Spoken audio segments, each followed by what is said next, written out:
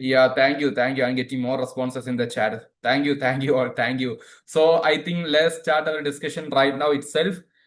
So നമ്മുടെ session ഇന്ന് നടക്കുന്ന സ്ട്രക്ചർ ആണ് ഞാൻ ആദ്യം പറഞ്ഞു തരുന്നത്. ആദ്യത്തെ ഒരു 10-15 മിനിറ്റ് നേരം എന്താണ് എക്സാമിനേഷൻ, എന്താണ് ഈ എക്സാമിനേഷന്റെ പ്രധാനപ്പെട്ട സ്റ്റേജുകൾ, അതിൽ നിങ്ങൾ എന്തൊക്കെ ശ്രദ്ധിക്കണം, പിന്നെ എമിനന്റ് പി എസ് സി നിങ്ങളെ എങ്ങനെ ഹെൽപ്പ് ചെയ്യുന്നു, ഇത്രയും കാര്യങ്ങളാണ് ആദ്യം നമ്മൾ ഡിസ്കസ് ചെയ്യുന്നത്. ശേഷം നമുക്കിന്നൊരു ചീഫ് ഗസ്റ്റ് ഉണ്ടായിരിക്കും. അവരുമായിട്ടുള്ള കുറച്ച് പ്രധാനപ്പെട്ട പ്രിപ്പറേഷനുമായി ബന്ധപ്പെട്ടുള്ള ചില ഇന്ററാക്ഷൻ ഉണ്ടാകും. ഈ രണ്ട് സെഷൻ മാക്സിമം മുതലാക്കി കഴിഞ്ഞാൽ നിങ്ങൾക്ക് അടുത്ത കേരള ഹൈക്കോടതി അസിസ്റ്റന്റ് എക്സാമിനേഷനിൽ നല്ലൊരു റാങ്ക് നേടാൻ വേണ്ടി സാധിക്കുകയുള്ളൂ.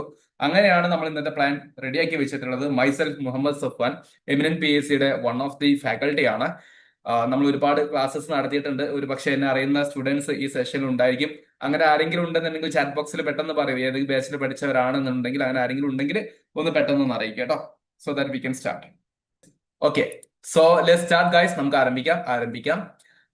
സോ ഒന്നാമത്തെ കാര്യം, ഏറ്റവും ഒരുപാട് മെസ്സേജ് വരുന്നുണ്ടല്ലോ. കെ എസ് ഉണ്ടായിരുന്നു, എൽ ഡി സി ഉണ്ടായിരുന്നു, ഓക്കെ പലതുണ്ട്. Okay fine, okay thank you. So Kerala ഹൈക്കോടതി അസിസ്റ്റന്റ് എക്സാമിനേഷൻ എന്ന് പറയുമ്പോൾ തന്നെ നിങ്ങൾ ഇത്രയും പേര് വളരെ ക്യൂരിയസ് ആയിട്ട് വന്നത് എന്തിനാ എന്നുള്ളൊരു ബിഗ് ക്വസ്റ്റ്യൻ ഉണ്ട്. The point is very simple. Judicial സിസ്റ്റത്തിന്റെ ഭാഗമായിട്ട് നിൽക്കുക എന്നുള്ളതാണ്. ഒരു പക്ഷേ എന്റെ ശബ്ദം ശ്രമിക്കുന്ന ഒരുപാട് വക്കീലന്മാരുണ്ടാകും ഇവിടെ, അല്ലെ? അല്ലെങ്കിൽ നമ്മുടെ ലീഗൽ ജോബ് അല്ലാതെ പ്രവർത്തിക്കുന്ന ആൾക്കാരുണ്ടാവും. അവർക്കൊക്കെ കേരള ഹൈക്കോടതിയിൽ ഒരു ജോബ് കിട്ടുക, അത് അത്യാവശ്യം നല്ലൊരു പേയ്മെന്റ് സ്കെയിലിൽ കിട്ടുക എന്ന് പറയുന്നത് വളരെ വലിയ ആഗ്രഹമാണ്. അതുകൊണ്ടാണ് നിങ്ങൾ ഇവിടെ എല്ലാവരും വന്നിട്ടുള്ളതെന്ന് എനിക്കറിയാം. സോ അതുമായി ബന്ധപ്പെട്ടുള്ള ഏറ്റവും പ്രധാനപ്പെട്ട ഡിസ്കഷൻസ് ആണ് നമ്മൾ നടത്താൻ വേണ്ടി പോകുന്നത്. ഫസ്റ്റ് പോയിന്റ്, ഈ എക്സാമിനേഷൻ നടത്തുന്നത് ഹൈക്കോർട്ട് ഡയറക്ട്ലി ആണ്. അറിയാത്തവരുടെ ശ്രദ്ധയിലോട്ട്, ഈ എക്സാമിനേഷൻ നടത്തുന്നത് ഹൈക്കോർട്ട് ഡയറക്ട്ലി ആണ്. അവരുടെ ഹൈക്കോർട്ടിന്റെ റിക്രൂട്ട്മെന്റ് പോർട്ടൽ എന്ന് പറയുന്ന ഒരു പോർട്ടൽ ഉണ്ട്. ഞാൻ നിങ്ങൾക്ക് ഇവിടെ അതിന്റെ എക്സാക്ട് സ്ക്രീൻഷോട്ട് എടുത്ത് വെച്ചിട്ടുണ്ട്. ഇതിൽ നോട്ടിഫിക്കേഷൻ വരും, അവരുടെ പ്രധാനപ്പെട്ട ഡൗൺലോഡ്സ് വരും. സോ സിമിലർലി ഇവിടെ ഓരോ കാര്യങ്ങളൊക്കെ അപ്ഡേറ്റ് ആയിട്ടൊക്കെ വരും. നമുക്ക് അതിൽ ഓൺലൈൻ വഴി അപ്ലൈ ചെയ്യുക എന്നുള്ളതാണ് ഫസ്റ്റ് ചെയ്യേണ്ട കാര്യം. ഓക്കെ, ഇതാണ് ബേസിക് ഐഡിയ. ഫസ്റ്റ് നിങ്ങൾ പഠിച്ചിരിക്കേണ്ടതും അറിഞ്ഞിരിക്കേണ്ടതും, ഹൈക്കോർട്ട് അസിസ്റ്റന്റ് എന്ന് പറയുന്നത് ഹൈക്കോർട്ട് നേരിട്ട് നടത്തുന്നതാണ്. പി എസ് സി എക്സാം നടത്തുന്ന പോലെ അല്ല എന്നുള്ള കാര്യമാണ് ആദ്യം അറിഞ്ഞിരിക്കേണ്ടത്. പി എസ് സി അല്ല, ഹൈക്കോർട്ട് ഡയറക്ട്ലി നടത്തുന്നതാണ് ഒന്നാമത്തത്. So high court of Kerala assistant എന്ന് പറയുന്ന പോസ്റ്റിലോട്ടാണ് റിക്രൂട്ട്മെന്റ്. അത് അങ്ങനെ തന്നെ നിങ്ങൾ കേരള പി എസ് സി നടത്തുന്ന എക്സാംസ് എടുത്ത് നോക്കിക്കേ.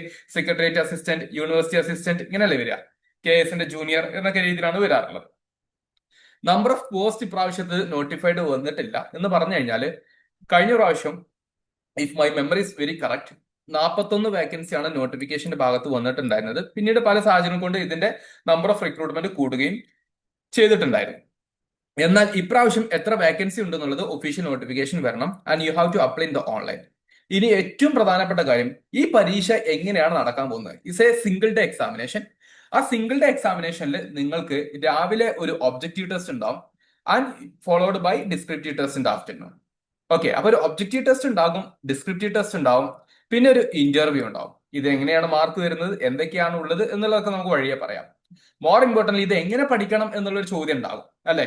രണ്ട് രീതിയിൽ നമുക്ക് അതിന് ഡിസ്കസ് ചെയ്യാം. ഒന്ന്, എമിനന്റ് പി എസ് സി നിങ്ങൾ എങ്ങനെ ഹെൽപ്പ് ചെയ്യുന്നു എന്നുള്ളതും, അതുപോലെ നമുക്ക് ഇന്നൊരു ചീഫ് ഗസ്റ്റ് ഉണ്ടെന്ന് പറഞ്ഞല്ലോ, അവരുടെ ഇന്ററാക്ഷനിൽ നിന്നും നമുക്ക് ചില കാര്യങ്ങൾ മനസ്സിലാക്കാനും പറ്റും. കാരണം നമുക്കിന്ന് ചീഫ് ഗസ്റ്റ് ആയി വരുന്നത് ഈ ഹൈക്കോർട്ട് അസിസ്റ്റന്റ് എക്സാമിനേഷനിലെ റാങ്ക് 1 കിട്ടിയിട്ടുള്ള ഗൗരിയാണ്.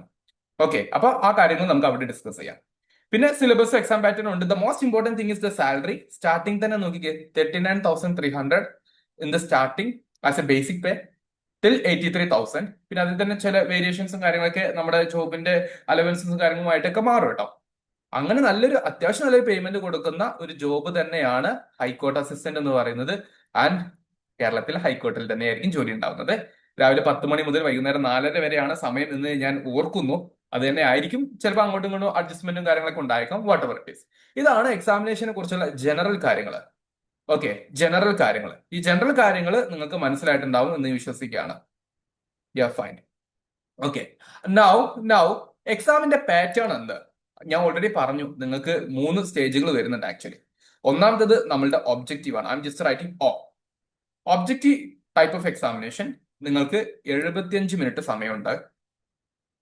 75 മിനിറ്റ് സമയമുണ്ട്. ഓരോന്നിനും ഓരോ മാർക്ക് വീതം. അതേ സമയത്ത് നെഗറ്റീവ് മാർക്ക് 0.25, ദാറ്റ് ഈസ് 1/4 എന്ന രീതിയിൽ നെഗറ്റീവ് മാർക്കും ഉണ്ട്. അപ്പൊ ഇതിൽ എന്തൊക്കെ പഠിക്കണം? ഇത് നല്ലപോലെ ശ്രദ്ധിക്കുക. 3 ടോപ്പിക്കുകളാണ്, ഈ സബ്ജക്റ്റുകളാണ് നിങ്ങൾക്ക് പഠിക്കാനുള്ളത്. ഒന്ന് ജനറൽ നോളജ് ആണ്. ജനറൽ നോളജ് നിങ്ങൾക്ക് അറിയാം, India, Kerala, constitution of India, general science, IT, current affairs, ഇങ്ങനെ നിങ്ങൾ പല പരീക്ഷയ്ക്ക് പഠിച്ച കാര്യങ്ങളായിരിക്കും ഇതാവാം. ചിലപ്പോൾ നിങ്ങൾ UPSCക്ക് പഠിച്ചതാകാം, ചിലപ്പോൾ നിങ്ങൾ SSCക്ക് പഠിച്ചതാകാം, ചിലപ്പോൾ നിങ്ങൾ PSCക്ക് പഠിച്ചതാകാം. പക്ഷെ when it comes to Kerala ഹൈക്കോർട്ടിന്റെ രീതിയിലുള്ള ക്വസ്റ്റ്യൻ പാറ്റേണുകളാണ് അത് ചോദിക്കാൻ വേണ്ടി പോകുന്നത്. ഓക്കെ, ചിലപ്പോൾ സിമ്പിൾ ആയിരിക്കും, ഡയറക്റ്റ് ആയിരിക്കും, ചിലപ്പോൾ ടഫർ ആയിരിക്കും. കാരണം ഓരോ പ്രാവശ്യം കോമ്പറ്റീഷൻ കൂടുന്നുണ്ട്. നിങ്ങൾ തന്നെ ആലോചിച്ച് നോക്കിക്കേ, ഇന്ന് ഇതിനെക്കുറിച്ച് അറിയാൻ വേണ്ടി 100-300 ആൾക്കാർ നിങ്ങൾ തന്നെ ജോയിൻ ചെയ്തിട്ടുണ്ട്. Okay, so competition is high, so examination can also be very tough. So number of questions ആണ് ചോദിക്കുന്നത് 40 ആണ്. അപ്പൊ നമ്മൾ ജനറൽ നോളജ് എന്ന് പറയുന്ന GK അല്ലെങ്കിൽ ജനറൽ അവയർനെസ്സിൽ നിന്നും 40 ക്വസ്റ്റ്യൻസ്, 40 മാർക്ക്. ജനറൽ ഇംഗ്ലീഷ് ഉണ്ട്. ജനറൽ ഇംഗ്ലീഷ് ആണ് ഇതിലെ പലപ്പോഴും തുറപ്പിച്ചിട്ടായിട്ട് എല്ലാവരും പറയാറുള്ളത്. 50 ക്വസ്റ്റ്യൻസ് ചോദിക്കും 50 മാർക്കിന്. അതായത് 50% of objective type of questions അത് ചോദിക്കുന്നത് ഇംഗ്ലീഷിൽ നിന്നാണ്. അപ്പൊ ഇംഗ്ലീഷ് നല്ല രീതിയിൽ നിങ്ങൾക്ക് പഠിക്കാൻ പറ്റുകയാണെന്നുണ്ടെങ്കിൽ ഈ എക്സാമിനേഷൻ ക്ലിയർ ഉള്ള സാധ്യത വളരെ കൂടുതലാണ്. വളരെ കൂടുതൽ എന്ന് പറയുമ്പോൾ അത് നമുക്ക് അഷ്വർഡ് ആക്കി പോകാൻ പറ്റുന്ന സമയം കൂടിയാണ് ഇപ്പോൾ. ഞാൻ അതിലോട്ട് വരാം. പിന്നെ ബേസിക് മാത്തമാറ്റിക്സും റീസണിംഗ് ഉണ്ട്. ആകെ 10 ക്വസ്റ്റ്യനുള്ളൂ, 10 മാർക്കിനെ ചോദിക്കുന്നുള്ളൂ. അപ്പോൾ ഈ മാത്തും റീസണിംഗ് ഒക്കെ ബുദ്ധിമുട്ടുള്ള ആൾക്കാരാണെങ്കിൽ പോലും നിങ്ങൾക്കുള്ള ഏറ്റവും നല്ലൊരു ഓപ്പർച്യൂണിറ്റി ആണ് ഇത്. ഇനി 2 കാര്യങ്ങൾ കൂടെ നിങ്ങൾ ഇവിടുന്ന് ശ്രദ്ധിക്കണം. ഒന്ന്, നിങ്ങൾക്ക് ഇപ്പോൾ ടൈമുണ്ട്.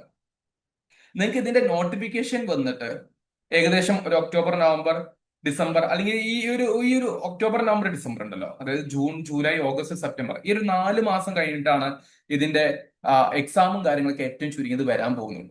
4-5 മാസം നിങ്ങൾ എടുക്കാം. ഓക്കെ, ഒരു പക്ഷേ നോട്ടിഫിക്കേഷൻ ഈ മന്തിന്റെ കൂടെ വന്നേക്കാം. സോ നിങ്ങളുടെ കയ്യിൽ 4 മാസമുണ്ട്. 4 മാസത്തിൽ നിങ്ങൾക്ക് ഡിമാൻഡ് അനുസരിച്ച് പ്രിപ്പറേഷൻ ചെയ്യാൻ പറ്റുമെങ്കിൽ നിങ്ങൾ രാവിലെ നടക്കുന്ന ഈ ഒബ്ജക്റ്റീവ് ടെസ്റ്റ് നിങ്ങൾക്ക് പാസ്സാക്കാൻ പറ്റും.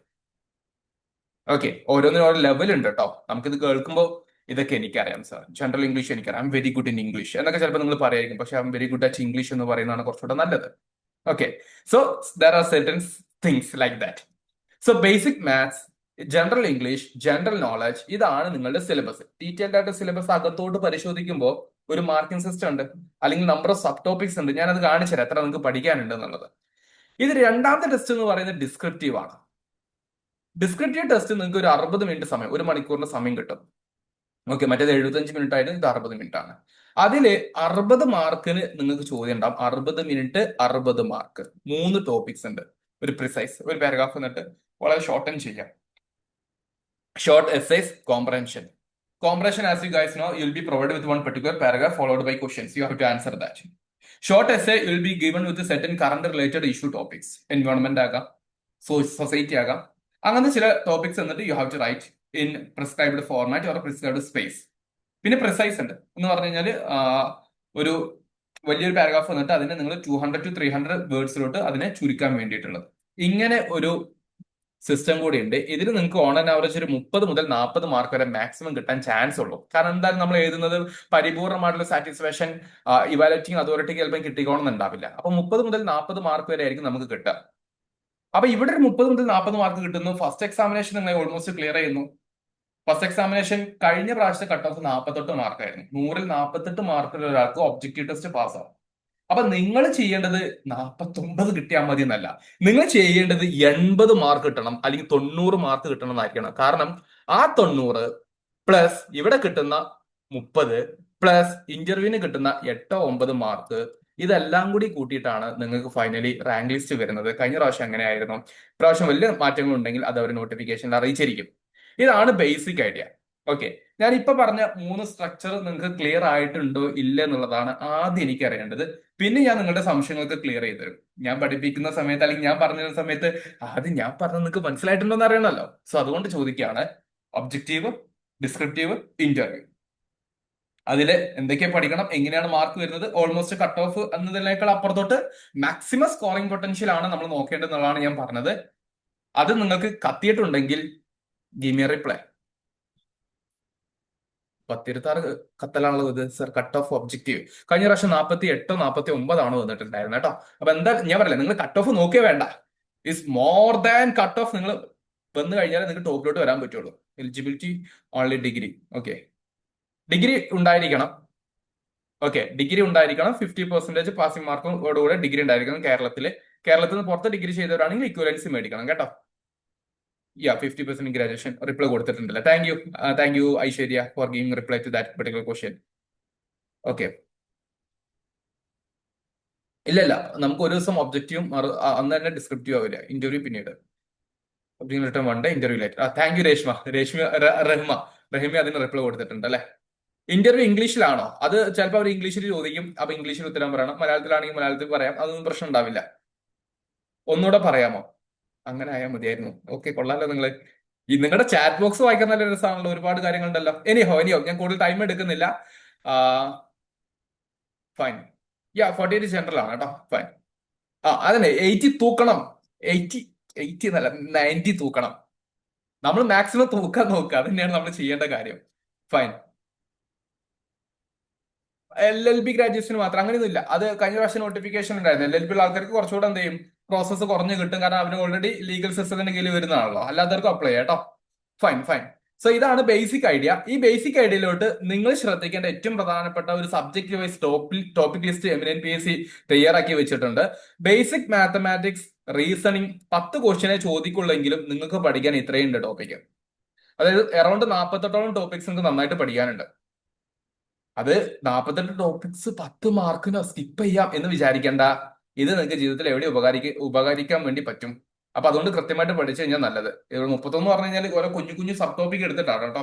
നിങ്ങൾ അത്ര കാര്യമാക്കണ്ട. പക്ഷേ ജനറൽ നോളജും ഇംഗ്ലീഷും നന്നായിട്ട് നിങ്ങൾക്ക് ഫോക്കസ് ചെയ്യാൻ പറ്റണം. കാരണം ജനറൽ നോളജും ഇംഗ്ലീഷും മാത്രം 90 മാർക്കിനാ. തൂക്കണ്ടേ തൂക്കണം എന്നുള്ളത് യെസ് പറയടാ. ഭാരതീയർ യൂണിവേഴ്സിറ്റി ആണെന്നുണ്ടെങ്കിലും ആര് ചോദിച്ചു, അതിന് എന്ത് വേണം? ഇക്വലൻസി കിട്ടണം കേട്ടോ. യാ, കേരളത്തിന് ഇക്വലൻസി കിട്ടും. റെഗുലർ ഡിഗ്രി വേണമെന്നില്ല, ഡിസ്റ്റൻസ് ആയിട്ട് അപ്രൂവ്ഡ് ആയാലും മതി. ഓക്കെ. ആ പാടാകും, പഠിക്കാത്തവന് നല്ല പാടായിരിക്കും കേട്ടോ. Don't worry. ആരും പറഞ്ഞു PSC എല്ലാം പാടായിരിക്കും കിട്ടാന്ന്? പഠിക്കാത്തവന് എപ്പോഴും എല്ലാം പാടാണ് ഇർസാനെ. പക്ഷെ നന്നായിട്ട് പഠിക്കാനുള്ള സമയം ഉണ്ടെന്നുള്ളതാണ് ഞാൻ നിങ്ങളോട് ആദ്യം പറഞ്ഞത്. നിങ്ങൾക്ക് എഫക്റ്റീവ്ലി പ്രിപ്പയർ ചെയ്യാൻ 4 മുതൽ 5-6 മാസം വരെ എന്തായാലും കിട്ടിയിരിക്കും. അത് നിങ്ങൾ നന്നായിട്ട് പ്രിപ്പയർ ചെയ്യാൻ ഉദ്ദേശിക്കുന്നുണ്ടെങ്കിൽ ഇവിടെ സിലബസ് ലിമിറ്റഡ് ആണ് compared to UPSC and other high level competitive exams. Okay, അപ്പൊ അതുകൊണ്ട് നോക്കിക്കഴിഞ്ഞാൽ നല്ലതാണ്. Totally around 79 topics you have to learn. അപ്പൊ ഇത് ഒബ്ജക്റ്റീവ് ടെസ്റ്റിൽ നിങ്ങൾക്ക് കിട്ടുന്നതാണ്. പിന്നെ ഞാൻ പറഞ്ഞ പോലെ കറണ്ട് അഫയേഴ്സിന്റെ കാര്യങ്ങൾ നിങ്ങൾക്ക് ഒന്ന് ഈ പ്രിലിംസിന്റെ മോഡൽ ഒബ്ജക്റ്റീവിന്റെ സമയത്ത് വരും. അതേ സമയത്ത് മെയിൻലി എസ്സേയുടെ സമയത്ത് കുറച്ചുകൂടെ കറണ്ട് റിലേറ്റ് ചെയ്തിരിക്കുന്ന ടോപ്പിക്സിന്റെ തീം വെച്ചിട്ടായിരിക്കും എസ്സേസിന്റെ ക്വസ്റ്റ്യൻസ് വരാൻ വേണ്ടി പോകുന്നത്. ഫൈനലി നിങ്ങൾക്ക് 170 മാർക്ക് ഉണ്ട്. അതായത് 100 മാർക്ക് നിങ്ങൾക്ക് objective plus 60 mark descriptive plus 10 marks in interview. ഇങ്ങനെ 170 മാർക്ക് ഉണ്ട്. അപ്പോൾ വളരെ സീരിയസ് ആയിട്ട് നിങ്ങൾ പഠിക്കാൻ നിന്ന് കഴിഞ്ഞാൽ നിങ്ങൾക്ക് അടുത്ത ഏപ്രിൽ മാസം ആകുമ്പോഴേക്കും നിങ്ങൾക്ക് കേരള ഹൈക്കോർട്ടിൽ ജോലി ഒപ്പിക്കാൻ വേണ്ടി പറ്റും. Okay, fine. ഇത്രയും കാര്യങ്ങൾ നിങ്ങൾക്ക് മനസ്സിലായിട്ടുണ്ടെങ്കിൽ ഞാൻ ഇനി ഒരൊറ്റ ചോദ്യം ചോദിക്കുന്നുള്ളൂ. How many of you are serious actually to clear this examination? Serious ആയിട്ടുള്ള ആൾക്കാർ തൂക്കും കമന്റ് ചെയ്ത് നിങ്ങളുടെ ഭാഷയിൽ തന്നെ പറയാം, തൂക്കും. ഞാൻ നോക്കട്ടെ എത്ര പേര് സീരിയസ് ആണെന്നുണ്ട്. എനിക്ക് അറിയണത് നിങ്ങൾ എത്ര പേര് സീരിയസ് ആണെന്നുള്ളത്. തൂക്കാൻ ഒരുപാട് പേരുണ്ടല്ലോ. 1 2 3 4 5 6 7 8 9 10 11 12 13 14 15 16 17 18 19 20 21 22 23 25 26 27 28 29. അയ്യോ 22 13 14 15 16 17 18 19 40 41. തൂക്കാൻ പറ്റുന്നതേ ചോദിച്ചുള്ളൂ. മാത്ത് തൂക്കാൻ പറ്റില്ല. 48 49 50 51 52 53 54 55 56 57 58 59 ഒരു ഞാനൊരു 70 വരെ ഉണ്ട്, ബാക്കി എണ്ണാൻ പറ്റുന്നില്ല. കാരണം നിങ്ങൾ അത്രയും കൊമന്റ്സ് വരുന്നുണ്ട്. ഞാൻ ഒറ്റ കാര്യം പറയട്ടെ, അടുത്ത പ്രാവശ്യം top rank full MNPSC students ആയിട്ടുള്ള നിങ്ങൾ കൊണ്ടുപോകുന്നതാണ് എനിക്ക് തോന്നുന്നത്. ഞാൻ പറയാൻ കാരണം MNPSC ഓരോ എക്സാമിനേഷനിലും ഹൈ റിസൾട്ട് നേടിയിട്ടുള്ള സ്ഥാപനമാണ്. 2 KS എക്സാമിനേഷൻ ആണ് നടന്നത്. ഇപ്പൊ നേരത്തെ തന്നെ ഞാൻ ചോദിച്ചു, എന്നെ അറിയുന്ന ആൾക്കാരോട് ചോദിച്ചപ്പോൾ എന്റെ KS സ്റ്റുഡൻസ് ഇവിടെ ഇരിക്കുന്നുണ്ട്. ഓക്കെ, അപ്പൊ അതില് കേരള സെക്രട്ടറി അസിസ്റ്റന്റ്, KSന്റെ ഫസ്റ്റ് ബാച്ച് റിസൾട്ട്, KSന്റെ second batch result, LSGS local self government ഡിപ്പാർട്ട്മെന്റുമായി ബന്ധപ്പെട്ടിട്ട് 471ന്റെ 10%, 48 റിസൾട്ട്. അത് LSGS എന്ന് പറയുന്നത് MNPSC ആണ്. അതിലുള്ള ഒരു വ്യക്തിയാണ് ഗൗരി. ഓക്കെ, ഗൗരി ഉണ്ട്. ഈ ഗൗരിയാണ് ഞാൻ നിങ്ങൾക്ക് ഇന്ന് പരിചയപ്പെടുത്താൻ വേണ്ടി പോകുന്നത്. ഗൗരി യഥാർത്ഥത്തില് കഴിഞ്ഞ ഹൈക്കോടതി അസിസ്റ്റന്റിലെ റാങ്ക് 1 ഹോൾഡർ ആണ്. നിങ്ങൾ അവരുടെ പോസ്റ്ററും കാര്യങ്ങളൊക്കെ കണ്ടിട്ടായിരിക്കും ഈ സെഷനിൽ വന്നിട്ടുണ്ടാവുക. That's all good and great. Now eminent PSC നിങ്ങൾക്ക് വേണ്ടി കേരള ഹൈക്കോർട്ട് അസിസ്റ്റന്റിന്റെ ഡെഡിക്കേറ്റ് ചെയ്തിരിക്കുന്ന ഒരു ബാച്ച് ലോഞ്ച് ചെയ്യുന്നുണ്ട്. അതിനെ കൂടെ ജസ്റ്റ് ഒന്ന് ബ്രീഫ് ചെയ്ത് പറഞ്ഞിട്ട് ഞാൻ ഗൗരിയെ ക്ഷണിക്കുകയാണ് കേട്ടോ. അപ്പൊ അതിന്റെ ഭാഗമായിട്ട് കേരള ഹൈക്കോടതിയിൽ നിങ്ങൾക്ക് വേണ്ടി ഒബ്ജക്റ്റീവും ഡിസ്ക്രിപ്റ്റീവും എല്ലാം അടങ്ങുന്ന ഒരു ഓൺലൈൻ കോഴ്സ് നിങ്ങൾക്ക് തരുന്നുണ്ട്. ഈവനിങ് ടൈമിലായിരിക്കും ക്ലാസ്സസ് വരുന്നത്. അതുകൊണ്ട് വർക്കിന്റെ കൂടെ പഠിക്കാൻ പറ്റുന്നവരാണെങ്കിൽ നിങ്ങൾക്ക് പഠിക്കുകയും ചെയ്യാം. ഇതിൽ ലൈവ് ഇന്ററാക്റ്റീവ് ക്ലാസ്സസ് ഉണ്ടാകും. ലൈവ് മിസ്സായി കഴിഞ്ഞാൽ റെക്കോർഡ് ക്ലാസ്സസ് ഉണ്ടാകും. കറസ്പോണ്ടിങ് നോട്ട്സിന്റെ PDF ഉണ്ടാകും. വീക്ക്ലി ടെസ്റ്റ് ഉണ്ടാകും. എങ്ങനെ നിങ്ങൾക്ക് എക്സാം ക്ലിയർ ചെയ്യണം എന്നുള്ളതിന്റെ എലിമിനേഷൻ ടെക്നിക്ക് പറഞ്ഞു തരും. PYQ അനാലിസിസ് ഉണ്ടാകും. ഇങ്ങനെ നിങ്ങളെ കോംപ്രഹെൻസീവ്ലി സപ്പോർട്ട് ചെയ്യുന്ന ഒരു പാക്കേജുമായിട്ടാണ് കേരള ഹൈക്കോർട്ട് അസിസ്റ്റന്റ് എന്ന രീതിയിൽ ഒരു ബാച്ച് എമിനന്റ് PSC ലോഞ്ച് ചെയ്യുന്നത്. സോ ഇൻട്രസ്റ്റഡ് ആണോ? നിങ്ങൾക്ക് ജോയിൻ ചെയ്യാം. ഫീസ് 5,999 രൂപയാണെങ്കിലും ഇതാണെങ്കിലും ഇന്നത്തെ വെബിനാറിൽ പങ്കെടുക്കുന്ന കുട്ടികൾക്ക് ഒരു ഓഫർ കൊടുക്കാൻ വേണ്ടി ഓഫീസിൽ നിന്ന് അറിയിച്ചിട്ടുണ്ട്. ഇന്നും നാളെയായിട്ട് അഡ്മിഷൻ എടുക്കുന്നവർക്ക് 5,499 രൂപക്ക് ജോയിൻ ചെയ്യാം. നമ്മുടെ ബാച്ച് സ്റ്റാർട്ട് ചെയ്യുന്നത് 10th June, that is coming Wednesday ആണ്. കമ്മിങ് വെനസ്ഡേ മുതൽ ക്ലാസ്സസ് ആരംഭിക്കും. ഇത്രയും കാര്യങ്ങൾ ഒന്ന് ശ്രദ്ധയിൽ വെച്ചേക്കാം. നിങ്ങൾ സീരിയസ് ആണെന്നുണ്ടെങ്കിൽ നിങ്ങളൊന്ന് ആഞ്ഞു പിടിച്ചു കഴിഞ്ഞാൽ ഡെഫിനറ്റ്ലി നിങ്ങൾക്ക് അത് കിട്ടും. അടുത്ത പ്രാവശ്യം നിങ്ങൾ ഉണ്ടാവും. ഓക്കെ, ഇന്റർവ്യൂ പ്രിപ്പറേഷന്റെ ഗൈഡൻസും നമ്മൾ തരും കേട്ടോ. ഫൈൻ. പിന്നെ ഫീസ് കൂടുതലാണ് അല്ലെങ്കിൽ കുറവാണ് എന്ന് തോന്നുന്ന ആൾക്കാർ ശ്രദ്ധിക്കുക. ഫീസ് കൂടിയാലും കുറഞ്ഞാലും നിങ്ങൾക്ക് പരീക്ഷ ക്ലിയർ ചെയ്യണോ, നിങ്ങൾക്ക് തോന്നുന്ന റൈറ്റ്ഫുൾ സ്ഥലത്ത് പോയിട്ട് നിങ്ങൾ ജോലി ചെയ്യുക കേട്ടോ. നിങ്ങൾ ബാക്കിയുള്ള ഇൻസ്റ്റിറ്റ്യൂഷനിൽ അതാണല്ലോ ഇതാണല്ലോ എന്ന് പറയണ്ട. എമിനന്റ് PSCക്ക് അതിൻ്റെ ആയിട്ടുള്ള സ്റ്റാൻഡേർഡ് ഉണ്ട്. KSന്റെ ഫീസൊക്കെ 15,000 ഒക്കെ മേടിച്ചിട്ടുണ്ട്. അതുകൊണ്ട് അതിന്റെ റിസൾട്ടും ഉണ്ട്. LSTSന്റെ ടെസ്റ്റ് സീരീസും മറ്റു കാര്യങ്ങളും അതിന്റെ പേയ്മെന്റ് മേടിച്ചിട്ടുണ്ട്. അതിന്റെ റിസൾട്ടും ഉണ്ട്. ഓക്കെ, അപ്പോ it's not about fees, it's about your mentality, your exam mind set and your attitude. ഇത്രയും കാര്യങ്ങൾ എനിക്ക് അതിനെ കുറിച്ച് പറയാനുള്ളൂ. Is your call for this particular opportunity. ഞാൻ ഇത്രയും പറഞ്ഞിട്ട് ഞാൻ എന്ത് ചെയ്യാണ്, ഈ സെഷൻ ഇവിടെ അവസാനിപ്പിക്കുകയാണ്. എന്നിട്ട് നമ്മുടെ ഇന്നത്തെ ചീഫ് ഗസ്റ്റ് ആയിട്ടുള്ള ഗൗരിയെ സ്വാഗതം ചെയ്യാണ്. Gauri, are you there madam? Yeah, Yes. Gauri is there. Yeah, Gauri, thank you. Okay, fine. So guys, എല്ലാവർക്കും 360 സ്റ്റുഡൻസ് ഉണ്ട്. അപ്പൊ അതില് എല്ലാവർക്കും വേണ്ടി ഞാൻ ഗൗരിയെ സ്വാഗതം ചെയ്യുകയാണ്. ഗൗരി, ഞാൻ കുറച്ചുകൂടെ ഒരുപാട് പേരുടെ സംശയങ്ങളൊക്കെ ഇഷ്ടംപോലെ വരാൻ ചാൻസ് ഞാൻ കാണുന്നത് കൊണ്ട് തന്നെ എല്ലാവർക്കും യൂസ്ഫുൾ ആകുന്ന രൂപത്തിലോട്ടുള്ള ഒരു 7 ക്വസ്റ്റ്യൻസ് ഞാൻ തയ്യാറാക്കി വെച്ചിട്ടുണ്ട്. അത് നമുക്ക് ഒന്ന് ഒരു ഇന്ററാക്റ്റീവ് മോഡിൽ പോയതിനു ശേഷം ഗൗരിക്ക് എന്തെങ്കിലും അഡീഷണൽ പറയാനുണ്ടോ, you are feel free to interact with the. Okay, Okay, Gauri, fine. Welcome again to eminent PSC. അപ്പോൾ ഹൈക്കോർട്ട് Thank you. അസിസ്റ്റന്റ് എന്ന് പറയുന്ന സമയത്ത് ഗൗരി 1ാം റാങ്ക് ആണ് ലഭിച്ചിട്ടുള്ളത്. വലിയൊരു അച്ചീവ്മെന്റ് ആണ്. നമുക്ക് പല എക്സാംസിനും പല വിധത്തിലുള്ള അച്ചീവ്മെന്റ്സ് ലഭിക്കും. എനിക്ക് അറിയേണ്ട ഒന്നാമത്തെ കാര്യം, അതെല്ലാം സ്റ്റുഡൻസിന് വേണ്ടി ചോദിക്കുകയാണ്, how was Gauri's preparation journey in to this high court assistant examination? എങ്ങനെയായിരുന്നു ആ പ്രിപ്പറേഷൻ ജേർണിയുടെ ഒരു കഥ? ഓക്കെ, ഞാനിപ്പോ എന്റെ ബാക്ക്ഗ്രൗണ്ട് പറയുകയാണെങ്കിൽ എന്റെ ഗ്രാജുവേഷൻ എക്കണോമിക്സ് ആയിരുന്നു. പിന്നെ അത് കഴിഞ്ഞിട്ട് ഞാൻ ട്രിവാൻഡ്രത്ത് ഒരു ഇൻസ്റ്റിറ്റ്യൂട്ടിൽ 1 ഇയർ PCM കോഴ്സ് ചെയ്തിട്ടുണ്ടായിരുന്നു. അപ്പൊ ആ ഒരു ടൈമിലാണ് ഹൈക്കോർട്ടും LSGS ഒക്കെ വിളിക്കുന്നത്. അപ്പൊ അതിന്റെ കൂട്ടത്തിൽ എഴുതിയത് സ്പെസിഫിക് ആയിട്ട് ഞാൻ ഹൈക്കോർട്ടിന് വേണ്ടി പ്രിപ്പറേഷൻ തുടങ്ങിയത് ഒരു എക്സാമിന്റെ ഒരു പ്രിലിംസിന് മുമ്പ് ഒരു 2 മന്ത്സ് മുമ്പായിരുന്നു. അപ്പൊ UPSCയുടെ ഒരു ബാക്ക്ഗ്രൗണ്ട് ഉണ്ടായതുകൊണ്ട് അത് ഹെൽപ്പ് ചെയ്തു. സോ അങ്ങനെയായിരുന്നു പ്രിപ്പറേഷൻ ഒക്കെ. Okay, fine. അപ്പോ UPSCയുടെ ബാക്ക്ഗ്രൗണ്ട് പ്രിപ്പറേഷൻ ഉള്ളത് കൊണ്ട് കുറച്ചൊരു 2 months കൊണ്ട് നമുക്ക് പോസിബിൾ ആയിട്ടുണ്ട്. ലൈക്ക്, ഇനി ഒരു ചോദ്യം ചോദിക്കട്ടെ, ശേഷം ജോലിയിൽ ജോയിൻ ചെയ്തിട്ടുണ്ടായിരുന്നില്ലേ? യെസ്. ആ ഞാനൊരു ജോബിന്റെ 5 മന്ത്സ് ഹൈക്കോർട്ടിലായിരുന്നു വർക്ക് ചെയ്തത്. ഓക്കെ 5 months വർക്ക് ചെയ്തിട്ടുണ്ടല്ലേ? Okay, so how was that experience? ആ പ്രിവിലേജും കാര്യങ്ങളൊക്കെ എന്ത് തോന്നി? കേരള ഹൈക്കോടതിയിൽ നമ്മൾ എപ്പോഴും പലപ്പോഴും സിനിമയിൽ കാണുന്ന ഒരു ഹൈക്കോടതി മാത്രം അവിടെ കയറിയിട്ട് ജോലി ചെയ്യുമ്പോൾ, being part of that judicial system.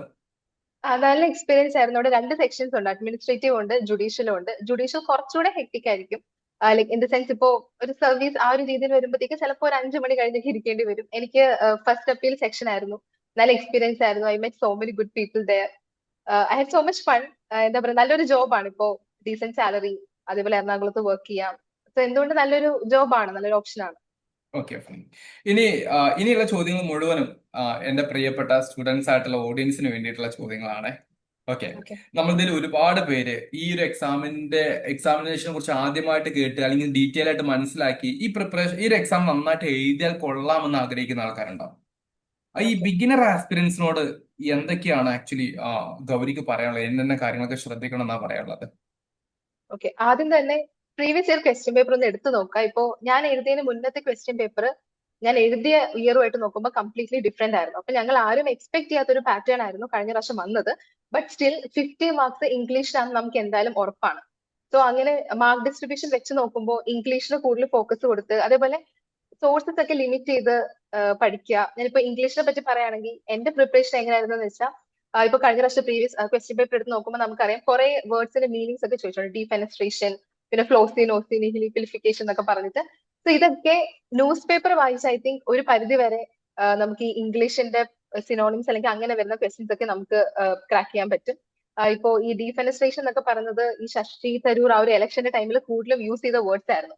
അപ്പോ ഇപ്പൊ ഇംഗ്ലീഷിന്റെ പാട്ട് നോക്കുകയാണെങ്കിൽ ഞാൻ കൂടുതലും ന്യൂസ് പേപ്പേഴ്സ് വായിക്കായിരുന്നു.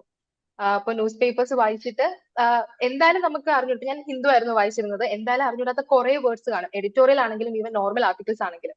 അപ്പൊ അങ്ങനെ വരുമ്പോൾ യു ക്യാൻ യൂസ് ഡിക്ഷണറി, പക്ഷെ അതിനെക്കാട്ടി നല്ലത് ഗൂഗിൾ ആയിരിക്കും. കാരണം ഗൂഗിളിൽ നമുക്ക് ആ വേർഡ് സെർച്ച് ചെയ്യുമ്പോൾ സിനോണിംസ്, ആന്റണിംസ്, പിന്നെ അതേപോലെ ആ ഒരു വേർഡ് എങ്ങനെ ഒരു സെന്റൻസിൽ യൂസ് ചെയ്യുന്നത്, അങ്ങനെ പല രീതിയിൽ നമുക്ക് ഗൂഗിളിൽ നിന്ന് തന്നെ കുറെ സംഭവങ്ങൾ കിട്ടും. So news paper reading English ആ ഒരു പോർഷൻ ക്രാക്ക് ചെയ്യുന്നതിനും ഭയങ്കര ഇമ്പോർട്ടന്റ് ആയിരിക്കും, ഭയങ്കര യൂസ്ഫുൾ ആയിരിക്കും. പിന്നെ എനിക്ക് നമ്മളിപ്പോ നോർമലി ഗ്രാമർ പറയുമ്പോൾ പ്രശ്നം കാണത്തില്ല, പക്ഷെ ഒരു എക്സാം ഹോളിൽ ചെന്ന് ഇരിക്കുമ്പോൾ ഇപ്പൊ സബ്ജക്ട് വെർബ് എഗ്രിമെന്റ് ആണെങ്കിൽ പോലും പല ടൈംസ് ലൈക്ക് പല രീതിയിൽ ക്വസ്റ്റ്യൻസ് വരാം. അപ്പൊ എനിക്ക് ഹെൽപ്ഫുൾ ആയി തോന്നിയ ഒരു ബുക്ക് മത്സര പരീക്ഷയിലെ ഇംഗ്ലീഷ് എന്ന് പറഞ്ഞിട്ട് ഡോക്ടർ ഗിരീഷ് നയ്യാറിന്റെ ഒരു ബുക്ക് ഉണ്ട്. ഇപ്പൊ നിങ്ങൾ ബിഗിനേഴ്സ്, ഇപ്പൊ ഇംഗ്ലീഷിൽ ഞാൻ അങ്ങനെ ഇംഗ്ലീഷ് വലിയ ഇതൊന്നും അല്ലായിരുന്നു, പ്രത്യേകിച്ച് ഗ്രാമർ പോർഷൻ ഒക്കെ ഞാൻ എപ്പോഴും കൊണ്ട് തെറ്റിക്കുന്നതായിരുന്നു. പക്ഷെ ഈ ഒരു book was really helpful to me. മത്സര പരീക്ഷയിലെ English by doctor Girish Nayyar, ഭയങ്കര ബേസിക് ആയിട്ട് എല്ലാം പറഞ്ഞു തരുന്ന ഒരു ബുക്കാണത്.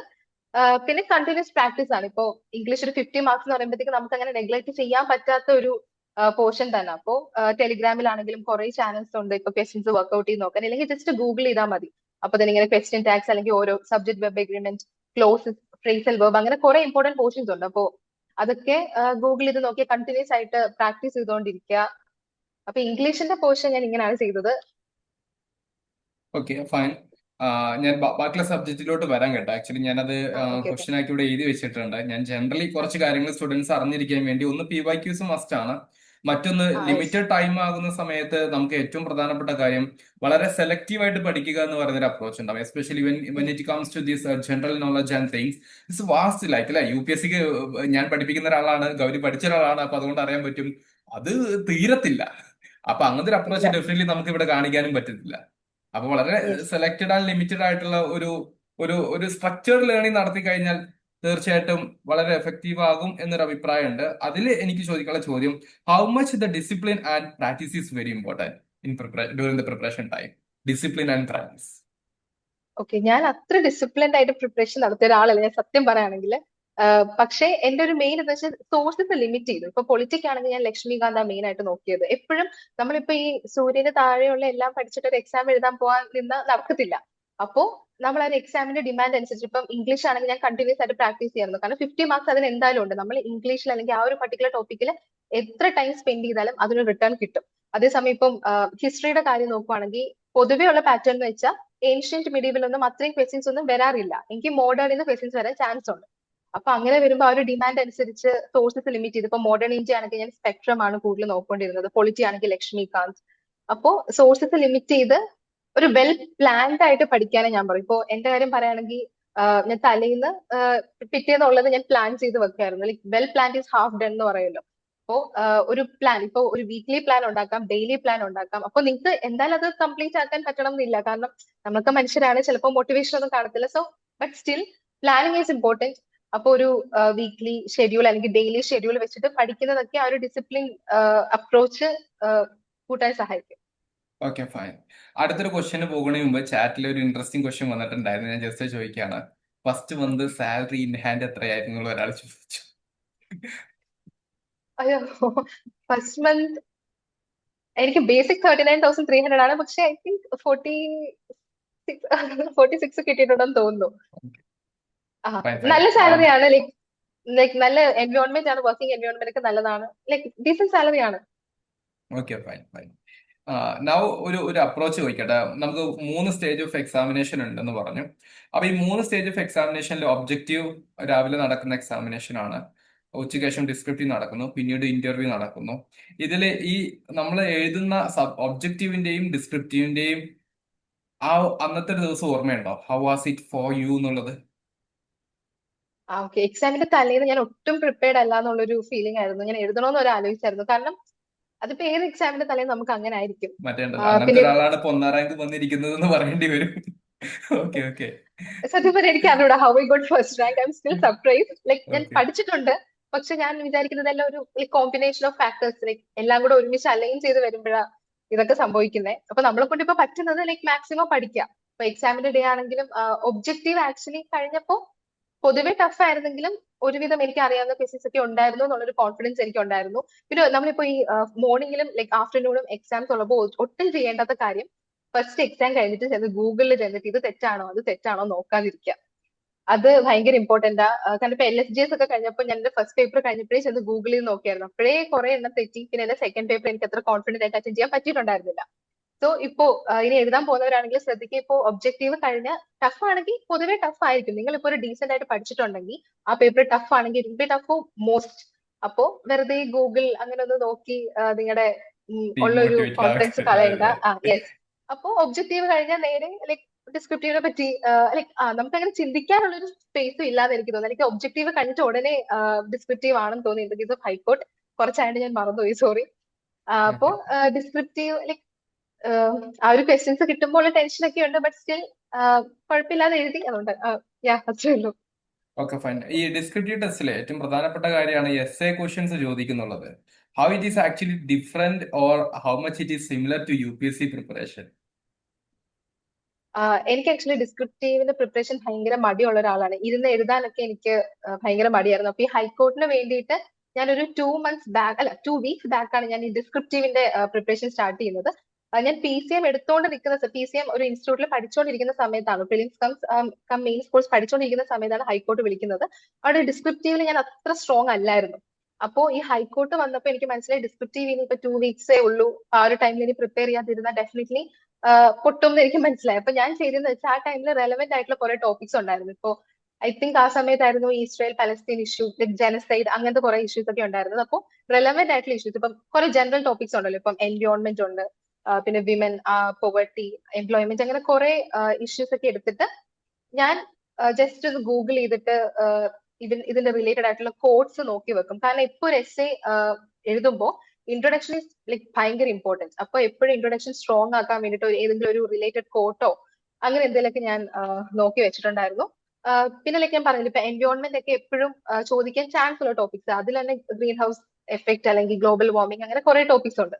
അപ്പൊ ഞാൻ ചെയ്തത് ഒരു നോട്ട്ബുക്ക് എടുത്തിട്ട് ഇങ്ങനെ എക്സ്പെക്ടഡ് ടോപ്പിക്സ് ജസ്റ്റ് കുറച്ച് പോയിന്റ്സ് ഒക്കെ നോട്ട് ചെയ്ത് വെച്ചിട്ടുണ്ടായിരുന്നു. പിന്നെ ഇപ്പൊ എന്തെങ്കിലും കോഡ്സ്, ഡേറ്റ, അതൊക്കെ ഒന്ന് നോട്ട് ചെയ്ത് വെച്ചിട്ടുണ്ടായിരുന്നു. പിന്നെ writing practice is also important. ഞാൻ കുറച്ച് ലേറ്റ് ആയിട്ട് പ്രിപ്പയർ ചെയ്തത് ടൈം മാനേജ്മെന്റ് എക്സാം ഹോളിൽ എനിക്ക് ഭയങ്കര പാടായിരുന്നു. കാരണം കോംപ്രിഹെൻഷൻ അത് കഴിഞ്ഞിട്ടാണ് വരുന്നത്. എനിക്ക് തോന്നുന്നു 3 ടോപ്പിക്സ് ഉണ്ട്, അതിൽ 2 ടോപ്പിക്സ് ആയിരുന്നു എഴുതേണ്ടത്. അപ്പോ ടൈം മാനേജ്മെന്റ് ഇസ് ഇമ്പോർട്ടന്റ്. അപ്പൊ നിങ്ങൾ ഇപ്പൊ അല്ലെങ്കിൽ ആ ഒരു ഡിസ്ക്രിപ്റ്റീവ് സംഭവം എങ്ങനെ ഇമ്പ്രൂവ് ആക്കാന്ന് വെച്ചാൽ ആദ്യം തന്നെ കുറച്ച് ജനറൽ ടോപ്പിക്സ് പ്രിപ്പയർ ചെയ്ത് വെക്കുക, കോഡ്സും ഡേറ്റയൊക്കെ. പിന്നെ പ്രാക്ടീസ് ചെയ്യുക, എപ്പോഴും കണ്ടിന്യൂസ് ആയിട്ട് പ്രാക്ടീസ് ചെയ്തുകൊണ്ടിരിക്കുക. Okay fine fine thank you. Okay അടുത്ത സ്റ്റേജ് ആണല്ലോ വരുന്നത്, ഇന്റർവ്യൂ. 10 മാർക്കിനാണ് ഇന്റർവ്യൂ തന്നിരിക്കുന്നത്. എത്ര ഡ്യൂറേഷൻ കിട്ടിയിട്ടുണ്ടായിരുന്നോ?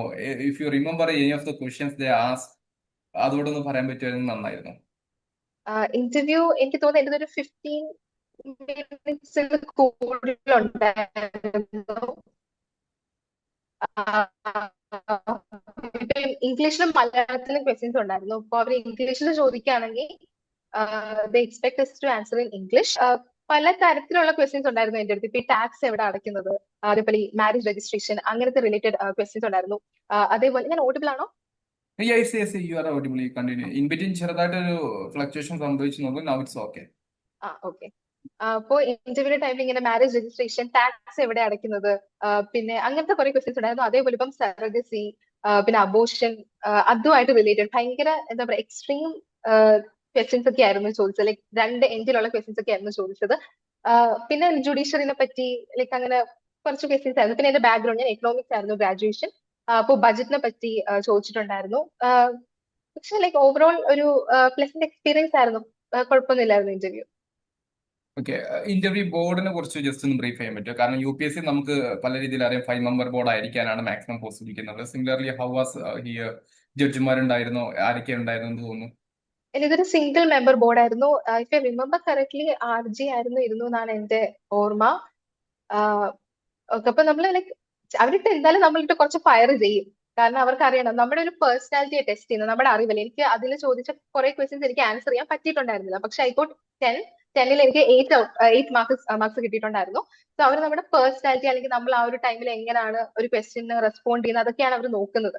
അല്ലെ നമ്മുടെ നോളജ് അങ്ങനെ സോൾലി ടെസ്റ്റ് ചെയ്യാൻ വേണ്ടിയിട്ടുള്ള ഒരു സംഭവം അല്ല ഇന്റർവ്യൂ. അപ്പൊ എപ്പോഴാണെങ്കിലും ബി കോൺഫിഡന്റ്. പിന്നെ കുറച്ചൊക്കെ പ്രിപ്പയർ ചെയ്തുകൊണ്ട് പോവുക. ഇപ്പൊ ജുഡീഷ്യറി ഹൈക്കോർട്ടിലാണ് വർക്ക് ചെയ്യാൻ പോകുന്നത്. അപ്പൊ ഡെഫിനറ്റ്ലി ജുഡീഷ്യറി റിലേറ്റഡ് സംഭവം പ്രിപ്പയർ ചെയ്യുക. പിന്നെ കുറെ റെലവെന്റ് ഇഷ്യൂസ് ഒക്കെ പ്രിപ്പയർ ചെയ്യുക. അങ്ങനെ. Okay fine. ഇനി ഓഡിയൻസിൽ നിന്ന് ഒന്ന് രണ്ട് പേര് ആക്ച്വലി ഒരു 50+ ക്വറീസ് ആക്ച്വലി വരുന്നുണ്ട്. നമുക്ക് എല്ലാം അഡ്രസ് ചെയ്യാൻ പറ്റിക്കോളുന്നുണ്ടാവില്ല, കാരണം പലരും പല രീതിയിലുള്ള ചോദ്യങ്ങളാണ് ചോദിക്കുന്നത്. അപ്പൊ അതിലുള്ള കുറച്ച് പ്രിപ്പറേഷന് പിള്ളേരെ സഹായിക്കുന്ന രീതിയിൽ ഒരാൾ ചോദിച്ച ചോദ്യമായിരുന്നു, മലയാള മീഡിയത്തിലാണ് ആക്ച്വലി പഠിച്ചത്, അങ്ങനത്തെ ഒരാളെ സംബന്ധിച്ചിടത്തോളം ഈ പരീക്ഷ ഭയങ്കര ബുദ്ധിമുട്ടാകുമോ എന്നുള്ളൊരു സാധാരണക്കാരനായിട്ടുള്ള രീതിയിലൊരു ക്വറി വന്നിട്ടുണ്ട്. ഗൗരിക്ക് എന്താ അതിനെ കുറിച്ച് പറയാനുള്ളത്? ഒരിക്കലും ബുദ്ധിമുട്ടാവത്തില്ല. നിങ്ങൾക്ക് ഇപ്പൊ ടൈം ഉണ്ട്. നോട്ടിഫിക്കേഷൻ പോലും വന്നിട്ടില്ല. ഇപ്പൊ ഒരു 6 വർഷം പ്രിപ്പയർ ചെയ്യുന്ന ആളാണെങ്കിലും 6 മാസം പ്രിപ്പയർ ചെയ്യുന്ന ആളാണെങ്കിലും it will be the same if you put in the right effort. അപ്പോ ഇന്ന് തൊട്ട് ഞാൻ പറഞ്ഞില്ല, ഇപ്പൊ ഇംഗ്ലീഷ് ഒക്കെ ഞാനും വീക്ക് ആയിരുന്നു. ഇപ്പം ഹിന്ദുവിലൊക്കെ ആദ്യമൊക്കെ വായിക്കുമ്പോൾ കുറെ വേർഡ്സ് എനിക്ക് അറിഞ്ഞുകൂടാതെ വരും. അപ്പോ ഗൂഗിൾ ചെയ്യുക. പിന്നെ ഞാൻ ഈ പറഞ്ഞൊരു ബുക്ക് ഉണ്ടല്ലോ, ഈ മത്സര പരീക്ഷയിൽ English by doctor Girish Nayyar, എനിക്ക് ടാലന്റ് പബ്ലിക്കേഷന്റെ ആണെന്ന് തോന്നുന്നു. It was really helpful. ഇപ്പോ വളരെ ബേസിക് ആയിട്ടുള്ള സംഭവം അതിൽ മലയാളത്തിൽ എക്സ്പ്ലെയിൻ ചെയ്ത് ഇംഗ്ലീഷിലെ എല്ലാം റൂൾസ് ഒക്കെ അതിനകത്ത് എക്സ്പ്ലെയിൻ ചെയ്തിട്ടുണ്ടായിരുന്നു. സോ മലയാളം മീഡിയത്തിൽ പഠിച്ചുകൊണ്ട് ഒരു ഡിസഡ്വാൻറ്റേജ് ഒന്നും എനിക്ക് തോന്നില്ല. പക്ഷെ ഹാവ് ടു പ്രാക്ടീസ്. ടൈം ഉണ്ട്. ഇപ്പൊ നോട്ടിഫിക്കേഷൻ പോലും വന്നിട്ടില്ല. അപ്പൊ ഡെഫിനറ്റ്ലി കുറെ ടൈം ഉണ്ട്. അപ്പൊ ഇപ്പൊ സ്റ്റാർട്ട് ചെയ്താലും മതി. ഇതുവരെ സ്റ്റാർട്ട് ചെയ്തില്ല അല്ലെങ്കിൽ എനിക്കൊരു ബേസ് ഇല്ല അങ്ങനൊന്നും പറഞ്ഞിരിക്കേണ്ട ആവശ്യമില്ല. You have enough time. Okay, അടുത്തൊരു ചോദ്യം ചോദിച്ചിട്ടുണ്ടായിരുന്നത് മെയിൻസ് ഡിസ്ക്രിപ്റ്റീവ് ടെസ്റ്റിന്റെ സമയത്ത് I think Gauri is right. Yes sir. Yes ഈ സർ, പറഞ്ഞോ. Actually okay fine. ഈ ഹാൻഡ് റൈറ്റിംഗ് എത്രമാത്രം ഡിസ്ക്രിപ്റ്റീവ് ടെസ്റ്റിന്റെ സമയത്ത് ഇമ്പോർട്ടന്റ് ആണ്? ലൈക്ക് ഹാൻഡ് റൈറ്റിംഗ് കുറെ ആൾക്കാർക്ക് സോളിഫൈഡ് തോന്നുമല്ലോ എന്റെ ഹാൻഡ് റൈറ്റിംഗ് പോരായി എന്നുള്ളത്. എന്താണ് ഗൗരിക്ക് അതിനെ കുറിച്ച് പറയുന്നത് regarding the hand writing? So it's it okay? ഒരു 2 minutes ബ്രേക്ക് തരും. എനിക്കൊരു ടെക്നിക്കൽ ഇഷ്യൂ ഉണ്ട്. Fine fine fine. Two I numbers. Sorry. ഒരു Yeah, that's okay. Technical issue ഉണ്ടായിരുന്നു. Yeah, that's okay. That's absolutely fine. Okay, technical issues പ്രത്യേകിച്ച് മഴക്കാലം എന്തായാലും സംഭവിക്കുന്ന ഒരു കാര്യമാണ്. നമ്മൾ സിറ്റുവേഷൻ യെസ് സർ. മനസ്സിലാക്കിയിട്ട് വേണം. Okay, that's okay fine. Really so sorry. കുറച്ചു നേരം വെയിറ്റ് ചെയ്യേണ്ടി അയ്യോ, വന്നത് എനിക്ക് റിയലി സോറി. ഞാനിത് എക്സ്പെക്ട് ചെയ്തിരുന്നില്ല. That's absolutely fine. ഞാൻ ഇവരുടെ ചാറ്റ് വായിക്കായിരുന്നു. അത്രക്കും ക്വസ്റ്റ്യൻസ് ആണ് ഇവർക്കുള്ളത്. അത് പലതും ഓക്കെ. ലൈക്ക് നമുക്ക് ഡീൽ ചെയ്യാൻ പറ്റുന്നതാണ്. ഞാൻ വളരെ സീരിയസ് ക്വസ്റ്റ്യൻസ് മാത്രമാണ് ഗൗരിയിലോട്ട് ഫോർവേഡ് ചെയ്യുന്നത്. അതർവൈസ് നമുക്ക് ഇന്ന് സെഷൻ തീർക്കാൻ പറ്റില്ല. കാരണം ഓക്കെ 300 ഓക്കെ. പേര് നമ്മുടെ നേരെ ഇരുന്നിട്ട് വെടിവെക്കുകയാണ് ചാറ്റ് കൊണ്ട്.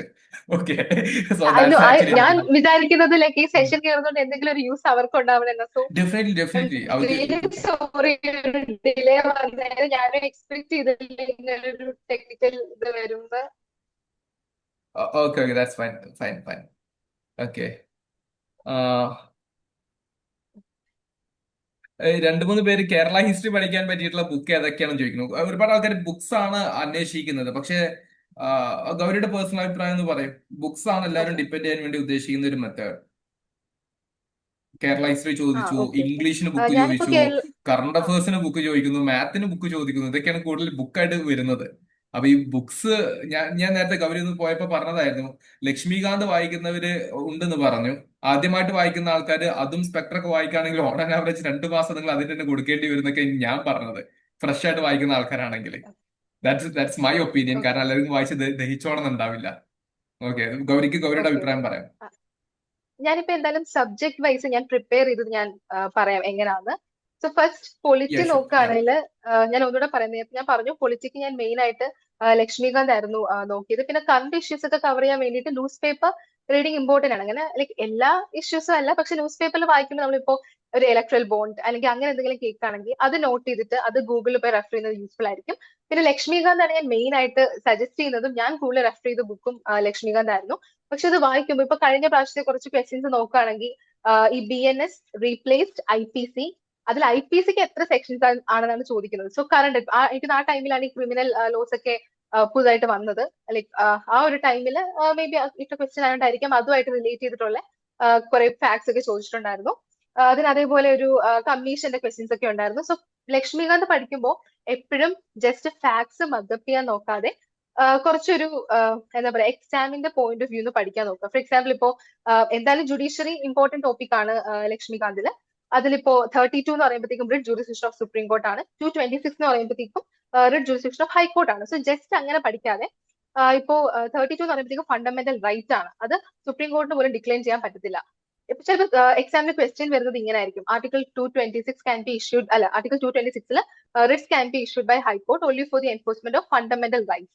Only for the enforcement of fundamental rights അത് തെറ്റാണ്. ബിക്കോസ് ഹൈക്കോർട്ടിന് writs for the enforcement of ordinary legal റൈറ്റും ഇഷ്യൂ ചെയ്യാൻ പറ്റും. സോ അങ്ങനത്തെ ഓരോ പോയിന്റ്സ് നോക്കി വെച്ചാൽ എക്സാമിന് വരുമ്പോഴത്തേക്കാണ് എന്തായാലും എക്സാം ഇടുന്ന ആള് ലൈക്ക് അത്ര ഈസി ആവണ്ടെന്ന് വിചാരിച്ചായിരിക്കും ഇടുന്നത്. സോ ഡെഫിനറ്റ്ലി ജസ്റ്റ് ഫാക്ട്സ് ഇപ്പൊ 226 എന്താണ് 32 എന്താണെന്ന് മാത്രം ചോദിക്കാതെ ചാറ്റിൽ കുറെ പേര് ക്വസ്റ്റ്യൻസ് ഇടുന്നതുകൊണ്ട് ഞാൻ നോക്കാം. എന്തായാലും ഇതൊന്ന് ഞാൻ പറഞ്ഞിട്ട് ഡെഫിനറ്റ്ലി എല്ലാം ആൻസർ ചെയ്യാം. ഓക്കെ, അപ്പോ ഇങ്ങനെ പഠിക്കുമ്പോഴത്തേക്കും ആ ഒരു കമ്പാരിസൺ അല്ലെങ്കിൽ എങ്ങനെയൊക്കെ എക്സാംസിൽ ക്വസ്റ്റ്യൻ വരും എന്നുള്ള രീതിയിൽ പഠിക്കുന്നതായിരിക്കും കുറച്ചുകൂടി യൂസ്ഫുൾ. പിന്നെ പൊളിറ്റിയുടെ കാര്യം ഇപ്പം constitutional and non constitutional bodies പഠിക്കുമ്പോഴത്തേക്കും സെലക്ഷൻ കമ്മിറ്റിയിൽ ആരൊക്കെയാണ്. ഫോർ എക്സാമ്പിൾ ഇപ്പൊ നാഷണൽ ഹ്യൂമൻ റൈറ്റ്സ് കമ്മീഷന്റെ സെലക്ഷൻ കമ്മിറ്റിയിൽ ഡെപ്യൂട്ടി ചെയർമാൻ ഓഫ് രാജ്യസഭയാണ് പറയുന്നത്. ചിലപ്പോൾ എക്സാമിന് പറയും ചെയർമാൻ ഓഫ് രാജ്യസഭയാണ്. അപ്പൊ നമ്മൾ ഈ ഒരു എങ്ങനെയും ഇവിടെ ഒരു യുണീക്ക് ആയിട്ടുള്ള പോയിന്റ് നിങ്ങൾക്ക് എവിടെയെങ്കിലും കാണുകയാണെങ്കിൽ ഒരു സ്ട്രൈക്കിംഗ് ആയിട്ടുള്ള പോയിന്റ് കാണുകയാണെങ്കിൽ അത് നോട്ട് ചെയ്ത് വെക്കുക. കാരണം എക്സാമിന് ചിലപ്പോൾ ചെയർമാൻ ഓഫ് രാജ്യസഭ എന്ന് കാണുമ്പോഴത്തേക്കും നമ്മൾ വിചാരിക്കും അതാണ് കറക്റ്റ് എന്ന്. പക്ഷേ ഇങ്ങനെ സെലക്ഷൻ കമ്മിറ്റി അല്ലെങ്കിൽ എന്തെങ്കിലും അങ്ങനെ ക്വസ്റ്റ്യൻസ് വരാനുള്ള ഏരിയ ഉണ്ടെങ്കിൽ അത് പ്രത്യേകം നോട്ട് ചെയ്ത് പഠിക്കുക. പിന്നെ ഇപ്പം കുറെ പൊളിറ്റി പഠിക്കുകയാണെങ്കിൽ കുറെ ഇമ്പോർട്ടന്റ് ആർട്ടിക്കിൾസ് എനിക്കൊന്ന് കഴിഞ്ഞ പ്രാവശ്യം ഫംഗ്ഷൻസ് ഓഫ് UPSC അത് ഡീൽ ചെയ്യുന്ന ആർട്ടിക്കിൾ ഏതാണെന്ന് ചോദിച്ചിട്ടുണ്ടായിരുന്നു. സോ എല്ലാ ആർട്ടിക്കിൾസും നമുക്ക് എന്തായാലും കവർ ചെയ്യാൻ പറ്റത്തില്ല. പക്ഷെ ഇമ്പോർട്ടന്റ് ആയിട്ട് ഇപ്പോ judiciary related 143 advisory jurisdiction of supreme കോർട്ടിനെ പറ്റിയാണ് പറയുന്നത്. അതേപോലെ ഇപ്പം എലക്ഷൻസ് റിലേറ്റഡ് ആർട്ടിക്കിൾസ് അങ്ങനെ ഇമ്പോർട്ടന്റ് ആയിട്ടുള്ള സംഭവങ്ങളൊക്കെ പഠിക്കുക. പിന്നെ ഷെഡ്യൂൾസ് ആൻഡ് പാർട്സ് അതും ഇമ്പോർട്ടന്റ് ആണ്. ഇപ്പൊ നമ്മുടെ സെക്കൻഡ് ഷെഡ്യൂൾ ആണെങ്കിൽ deals with privileges and salaries. Third schedule ആണെങ്കിൽ ഓത്ത് ഒക്കെയാണ്. അപ്പൊ അതിനകത്ത് ഇപ്പൊ പ്രസിഡന്റ് ഗവർണർ അങ്ങനെ കുറെ ആൾക്കാരുണ്ട്. സോ അത് ആരൊക്കെയാണെന്ന് നോട്ട് ചെയ്ത് വെക്കുക. കാരണം അതിൽ നിന്നൊക്കെ നമുക്ക് ഇപ്പം കൺഫ്യൂസിംഗ് ആയിട്ടുള്ള രീതിയിൽ ക്വസ്റ്റ്യൻസ് ഇടാൻ പറ്റുന്ന ഒരു ഏരിയ ആണ്.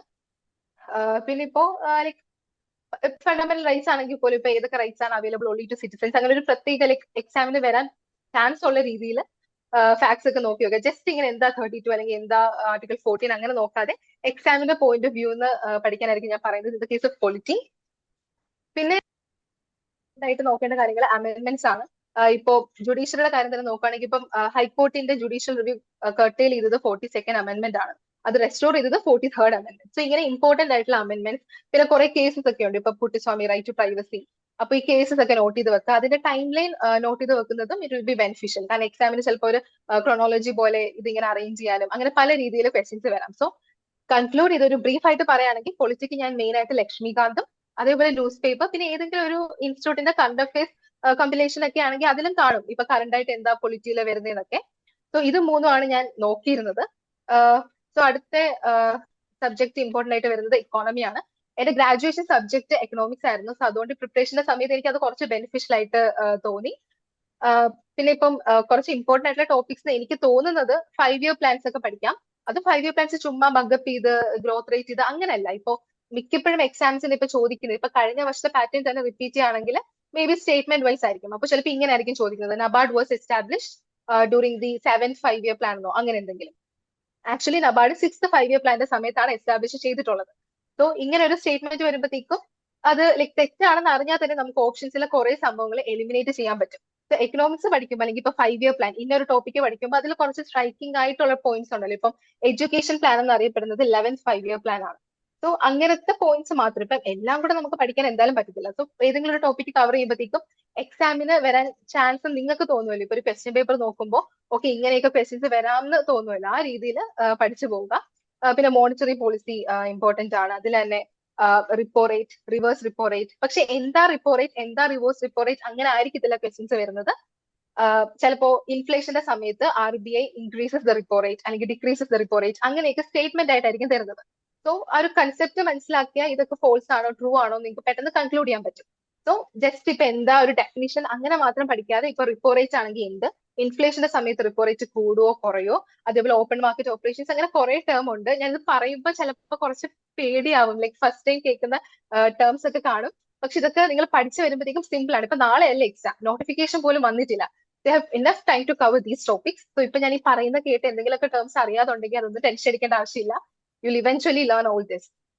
പിന്നെ ഇപ്പോ കുറെ ഇമ്പോർട്ടന്റ് ടേംസ് ഉണ്ട് എക്കണോമിക്സിൽ, സ്റ്റാഗ്ഫ്ലേഷൻ, ലിക്വിഡിറ്റി ട്രാപ്പ്, ഇതൊക്കെ ഒന്ന് ജസ്റ്റ് നോക്കി വെച്ചാൽ മതി. ഭയങ്കര ഡീപ്പായിട്ട് ഇപ്പൊ നമ്മൾ എക്കണോമിക്സിൽ ഗ്രാജുവേറ്റ്, അതിന്റെ ഒരു ഹൈക്കോടതി ഡിമാൻഡ് ഇപ്പൊ എക്കണോമിക്സിൽ ഗ്രാജുവേഷൻ ഒന്നും അല്ല. ജസ്റ്റ് ബേസിക് കൺസെപ്റ്റ്സ് അറിഞ്ഞ്, പക്ഷെ അത് വൃത്തിയായിട്ട് അറിഞ്ഞു. ഇപ്പൊ ഒരു സ്റ്റേറ്റ്മെന്റ് ബേസ്ഡ് ക്വസ്റ്റ്യൻ വന്നാൽ അത് എലിമിനേറ്റ് ചെയ്ത്, അല്ലെങ്കിൽ അത് കറക്റ്റ് ആയിട്ട് എഴുതാൻ പറ്റുന്ന രീതിയിലുള്ള ഒരു നോളജ് എന്തായാലും വേണം.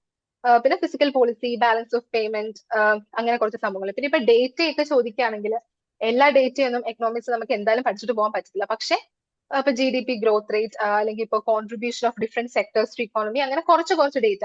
നമ്മളിപ്പോ ഒരു ന്യൂസ് പേപ്പർ എടുത്താൽ പോലും എക്കണോമിക്സ് റിലേറ്റഡ് കുറെ ഡേറ്റ കാണും. അപ്പൊ എന്തായാലും നമുക്ക് എല്ലാം കവർ ചെയ്യാൻ പറ്റില്ല. അപ്പോൾ ജസ്റ്റ് ഇമ്പോർട്ടന്റ് ആയിട്ട് തോന്നി ഇപ്പം പ്രൈമറി, അല്ലെങ്കിൽ ഇപ്പം ഇമ്പോർട്ട് എക്സ്പോർട്ട്. എനിക്ക് കഴിഞ്ഞ പ്രാവശ്യം അങ്ങനെ ഒരു ക്വസ്റ്റ്യൻ ഉണ്ടായിരുന്നു, ഇന്ത്യ ഏറ്റവും കൂടുതൽ ഫോറിൻ എയ്ഡ് കൊടുക്കുന്നതോ അങ്ങനെ എന്തോ ഒരു ക്വസ്റ്റ്യൻ. സോ സിമിലർലി ഇപ്പം അങ്ങനെ എന്തെങ്കിലും, ഇന്ത്യ ഏറ്റവും കൂടുതൽ ഇമ്പോർട്ട് ചെയ്യുന്ന ഐറ്റം, എക്സ്പോർട്ട് ചെയ്യുന്ന ഐറ്റം, അല്ലെങ്കിൽ ഏറ്റവും വലിയ ഇമ്പോർട്ട് ഡെസ്റ്റിനേഷൻ, എക്സ്പോർട്ട് ഡെസ്റ്റിനേഷൻ, അങ്ങനെയൊക്കെ ചോദിച്ച് ക്വസ്റ്റ്യൻസ് വരാം. സോ എക്കോണമി ഞാൻ പറയുന്നത് ഗ്രാജുവേഷൻ സബ്ജക്ട് ആണ്, അതിന് കുറച്ചുകൂടി ഒരു ആഡഡ് അഡ്വാൻറ്റേജ് ഉണ്ടായിരുന്നു. പക്ഷെ എക്കണോമിക് ഞാൻ ഏറ്റവും കൂടുതൽ റെഫർ ചെയ്തത് ഗൂഗിൾ ആയിരുന്നു. പിന്നെ ഗൂഗിൾ ആയിരുന്നു കൂടുതലും. ലൈക്ക് നമ്മളിപ്പോ എന്തെങ്കിലും ഒരു ടോപ്പിക് അടിച്ചു കൊടുത്താൽ തന്നെ കുറെ സൈറ്റ്സ് കിട്ടും. സോ എക്കണോമിക്സ് ഞാൻ അങ്ങനെ ആയിരുന്നു പഠിച്ചത്. പിന്നെ നെക്സ്റ്റ് ടോപ്പിക് ജോഗ്രഫി ആണ്. ജോഗ്രഫി എന്ന് പറയുമ്പോഴത്തേക്കും ഇന്ത്യൻ ജോഗ്രഫി ഉണ്ട്, കേരള ജോഗ്രഫി ഉണ്ട്, പിന്നെ ഉള്ളത് ഫിസിക്കൽ ജോഗ്രഫി ഉണ്ട്. ഇപ്പൊ ഇന്ത്യൻ ജോഗ്രഫി നിങ്ങൾക്ക് എല്ലാവർക്കും അറിയുന്ന പോലെ ഇപ്പം ഫിസിക്കൽ ഫീച്ചേഴ്സ് ഓഫ് ഇന്ത്യ, ഇപ്പൊ നോർത്തേൺ പ്ലെയിൻസ്, ഹിമാലയാസ്, അങ്ങനത്തെ കുറെ കാര്യങ്ങൾ. പിന്നെ കേരളത്തിന്റെ കാര്യം എനിക്കൊന്ന് കഴിഞ്ഞ പ്രാവശ്യം വയനാട് ഒരു ഡിസ്ട്രിക്ട് സ്പെസിഫിക് ആയിട്ട് അതിന്റെ ഫീച്ചേഴ്സ് ഒക്കെ ചോദിച്ചിട്ടുണ്ടായിരുന്നു. അതിപ്പോ എല്ലാ ഡിസ്ട്രിക്ട്സിനെ പറ്റി നമുക്ക് പഠിക്കാൻ പറ്റണമെന്നില്ല. സോ നിങ്ങൾ ചെയ്യേണ്ടത് ഇപ്പം റിവേഴ്സ്, പിന്നെ ഈ കേരളത്തിലെ national parks, wild life sanctuaries, soils, അങ്ങനെ കുറെ സംഭവങ്ങളൊക്കെ നോക്കി വെക്കുക. ഇപ്പൊ കേരള ജോഗ്രഫിക്കൊക്കെ ഞാൻ കൂടുതലും ഗൂഗിൾ തന്നെയായിരുന്നു റെഫർ ചെയ്തത്. എനിക്കൊന്ന് അങ്ങനെ ഒരു ഡിപ്പെൻഡബിൾ ആയിട്ടുള്ള സോഴ്സ് എനിക്ക് ആ ടൈമിൽ ഇല്ലായിരുന്നു. സോ ഗൂഗിളിൽ ഉള്ളത് തന്നെയാണ് ഞാൻ റെഫർ ചെയ്തിരുന്നത്. പിന്നെ ഇപ്പൊ ഫിസിക്കൽ ജോഗ്രഫി തന്നെ ആണെങ്കിലും പഠിക്കേണ്ട രീതി എന്ന് പറയുമ്പോൾ ഒരു ഓഷൻ കറൻസ് ഒരു ടോപ്പിക് ആണ്. അപ്പൊ അതിൽ കോൾഡ് ഓഷൻ കറൻസ് ഏതാ, ഇപ്പൊ അങ്ങനെയൊക്കെ ചോദിച്ച് ക്വസ്റ്റ്യൻസ് തെറ്റിക്കാം. കോൾഡ് ഓഷൻ കറൻസ് ചെയ്താ, വോം ഓഷൻ കറൻസ് ചെയ്താ, അതേപോലെ ലോക്കൽ വിൻഡ്സിൽ കോൾഡ് വിൻഡ് ചെയ്താ, ഹോട്ട് വിൻഡ് ചെയ്താ. സോ അങ്ങനെയൊക്കെ ഒരു ഡിസ്റ്റിങ്ഷൻ ആ പഠിക്കുമ്പോൾ തന്നെ മനസ്സിൽ വെച്ചാൽ ഇറ്റ് വിൽ ബി ഈസി. പിന്നെ ഇപ്പൊ ഹിസ്റ്ററി പറയുകയാണെങ്കിൽ ഞാൻ നേരത്തെ പറഞ്ഞു ഏൻഷ്യൻ ആൻഡ് മിഡീവൽ ചോദിക്കാൻ ചാൻസ് കുറവാണ്. ഇപ്പൊ പ്രീവിയസ് ക്വസ്റ്റ്യൻ പേപ്പേഴ്സ് ഒക്കെ നോക്കിയാൽ ചാൻസ് കുറവാണ്. അപ്പൊ ഒരു കഴിഞ്ഞ പ്രാവശ്യത്തെ ക്വസ്റ്റ്യൻ എന്ന് പറയുമ്പോഴത്തേക്കും രാഖി കാക്കി എന്താണെന്നായിരുന്നു. അതിപ്പോ ഒരുവിധം പഠിക്കുന്നവർക്കെല്ലാം ലൈക് കുറച്ച് ഫെമിലിയർ ആയിരിക്കും ഇൻഡസ് വാലി സിവിലൈസേഷന്റെ സൈറ്റ് ആണ്. സോ ഏൻഷ്യൻ മെഡീവൽ അത്ര ഡീപ്പായിട്ട് പഠിക്കണം എന്ന് ഞാൻ പറയത്തില്ല. ജസ്റ്റ് ഇപ്പം ഡൈനാസ്റ്റീസ് ഉണ്ടെങ്കിൽ ഇപ്പം ഡൽഹി സുൽത്താനേറ്റ്, മുഗൾ എംപയർ ഒക്കെ ഉണ്ട്. അപ്പൊ ഫൗണ്ടേഴ്സ് ആരാ, ഇമ്പോർട്ടന്റ് യുദ്ധങ്ങൾ ഏതൊക്കെയാ, ട്രീറ്റീസ് ഏതൊക്കെയാ, സോ അതൊക്കെ കവർ ചെയ്താൽ ഏൻഷ്യൻ മെഡീവൽ മതിയാവും എന്ന് എനിക്ക് തോന്നുന്നു. ചിലപ്പോൾ ഒരു പാറ്റേൺ മാറ്റാം, പക്ഷെ സ്റ്റിൽ ഇതൊക്കെ കവർ ചെയ്താൽ മതിയാവും. പിന്നെ മോഡേൺ ഇന്ത്യ, ഇപ്പൊ ഞാൻ ഹിസ്റ്ററിക്ക് കൂടുതലും മോഡേൺ ഇന്ത്യക്ക് ഞാൻ ഡിപ്പെൻഡ് ചെയ്തത് സ്പെക്ട്രം ആയിരുന്നു. പിന്നെ ഒരു PSC റാങ്ക് ഫയൽ കാണുമല്ലോ ഇപ്പോ, പല ആൾക്കാർ പുറത്തിറക്കുന്നുണ്ട്. ഇപ്പം ലക്ഷ്യ ടാലന്റ്, അങ്ങനെ കുറെ റാങ്ക് ഫയൽസ് ഉണ്ട്. ഈ റാങ്ക് ഫയൽ ഞാൻ വാങ്ങിച്ചിട്ടുണ്ടായിരുന്നു. കാരണം ഈ മോഡേൺ ഇന്ത്യക്കൊക്കെ ചിലപ്പോൾ ഭയങ്കര ക്രിസ്പ് ആയിട്ടുള്ള നോട്ട്സ് നമുക്ക് വേണം. ഇപ്പൊ ഇന്ന കോൺഗ്രസ് സെഷൻ ആരാണ് പ്രിസൈഡ് ചെയ്തത്. അപ്പൊ ഈ റാങ്ക് ഫയലിന്റെ ഒരു ഇമ്പോർട്ടൻസ് അല്ലെങ്കിൽ യൂസ് എന്ന് വെച്ചാൽ പോയിന്റ്സ് കുറച്ചുകൂടെ ക്രിസ്പ് ആയിരിക്കും. ഇപ്പൊ മോഡേൺ ഇന്ത്യ എന്ന് പറയുമ്പോഴത്തേക്കും MCQ പോലെയൊക്കെ ക്വസ്റ്റ്യൻസ് ചോദിക്കാം. സോ ഒരു റാങ്ക് ഫയൽ എപ്പോഴും വാങ്ങിക്കുന്നത് ഇറ്റ് വിൽ ബി ഗുഡ്.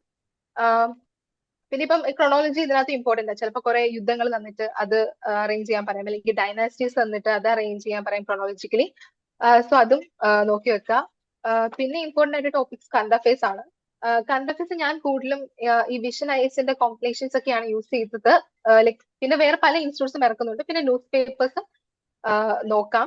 പക്ഷെ നിങ്ങൾ ഇപ്പൊ കറണ്ട് അഫയേഴ്സ് നോക്കുമ്പോഴത്തേക്കും എല്ലാം വാരി വലിച്ച് പഠിക്കേണ്ട ആവശ്യമൊന്നുമില്ല. ഇപ്പൊ കഴിഞ്ഞ പ്രീവിയസ് ക്വസ്റ്റ്യൻ നോക്കുകയാണെങ്കിൽ അതിലൊരു ക്വസ്റ്റ്യൻ ഉണ്ട്, first city to ban non vegetarian food completely. അപ്പൊ അങ്ങനെ എന്തെങ്കിലും ഒരു യുണീക്ക് ആയിട്ടുള്ള ഒരു സംഭവം കണ്ടാൽ അത് നോട്ട് ചെയ്യാൻ നോക്കാം. അതേപോലെ വേറൊരു ക്വസ്റ്റ്യൻ ആയിരുന്നു, നാഷണൽ കാർബൺ രജിസ്ട്രി ആരുടെ ഇനിഷ്യേറ്റീവ് ആണെന്ന്. അപ്പോ ലൈക് യൂഷ്വലി നാഷണൽ നിൽക്കുമ്പോൾ നമ്മൾ വിചാരിക്കും ഇന്ത്യയിൽ എന്തെങ്കിലും ആയിരിക്കും, അല്ലെങ്കിൽ കാർബൺ നിൽക്കുമ്പോൾ ഓപ്ഷൻസിൽ ഇരിക്കുന്ന UNEP, UNFCC ഒക്കെ ഉണ്ടായിരുന്നു. അപ്പൊ definitely will go for such options.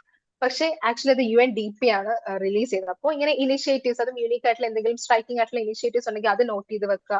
പിന്നെ എന്തെങ്കിലും പേഴ്സണാലിറ്റീസ്, അതേപോലെ ഫസ്റ്റ് അല്ലെങ്കിൽ മോസ്റ്റ്, അങ്ങനെയൊക്കെ എന്തെങ്കിലും കാണുകയാണെങ്കിൽ അതൊക്കെ നോട്ട് ചെയ്ത് വെക്കുക. ഇതൊക്കെയായിരുന്നു ഞാൻ ഇമ്പോർട്ടന്റ് ആയിട്ട് ചെയ്തിരുന്നത്.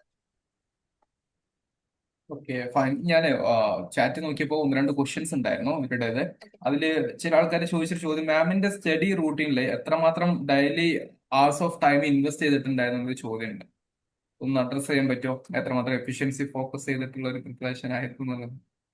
ഓക്കെ, അത് ഞാൻ നേരത്തെ പറഞ്ഞു, ഞാൻ അത്ര ഡിസിപ്ലിൻഡ് ആയിട്ട് പഠിച്ച ഒരാളല്ലായിരുന്നു. ഞാൻ like I use to watch lot of K dramas, Instagram റീൽസിനൊക്കെ ഞാൻ അഡിക്റ്റ് ആയിരുന്നു. പക്ഷെ എക്സാം അടുക്കുന്ന സമയത്ത് ഇപ്പോ ഞാനൊരു ഷെഡ്യൂൾ എന്തായാലും ഉണ്ടാക്കായിരുന്നു. ഇപ്പോ ഞാൻ പറഞ്ഞു തലേന്നേ പ്ലാൻ ചെയ്ത് വെക്കായിരുന്നു. അപ്പൊ മോർണിംഗ് ഇന്ന ടോപ്പിക് കവർ ചെയ്യണം, ആഫ്റ്റർനൂൺ ഈ ടോപ്പിക്, നൈറ്റ് ഈ ടോപ്പിക്, അങ്ങനെ ഒരു ഷെഡ്യൂൾ ഉണ്ടായിരുന്നു. ഇത്ര അവേഴ്സ് ഒന്നും അങ്ങനെ ചോദിച്ചാൽ മേ ബി ഇപ്പൊ എക്സാം അടുക്കുന്ന സമയത്ത് ഞാൻ ഒരു മേ ബി ഒരു 10 hours a day പഠിച്ചു കാണും. പക്ഷെ എന്നും പഠിക്കുന്ന ഒരാളല്ലായിരുന്നു ഞാൻ. അത് എത്രത്തോളം വിശ്വസിക്കുന്ന എനിക്ക് അറിഞ്ഞൂടാ. പക്ഷെ എന്നും ഇരുന്ന് പഠിക്കത്തില്ല. പക്ഷെ പഠിക്കുമ്പോൾ ഞാൻ വൃത്തിയായിട്ട് ഇരുന്ന് പഠിക്കായിരുന്നു. അത് ലൈക്ക് വെൽ പ്ലാൻ ചെയ്ത് ഞാൻ കൂടുതലും രാത്രി സമയത്ത് ഇരുന്ന് പഠിക്കുന്നത്. ഇപ്പം ഞാൻ പഠിച്ച രീതി തന്നെ നിങ്ങൾക്ക് ഇംപ്ലിമെന്റ് ചെയ്യാൻ പറ്റണം എന്നില്ല. ഇപ്പൊ ചിലവർക്ക് രാവിലെ പഠിക്കുന്നതായിരിക്കും കംഫർട്ടബിൾ, ചിലർ ലേറ്റ് നൈറ്റ് ഇരുന്ന് പഠിക്കുന്നതായിരിക്കും.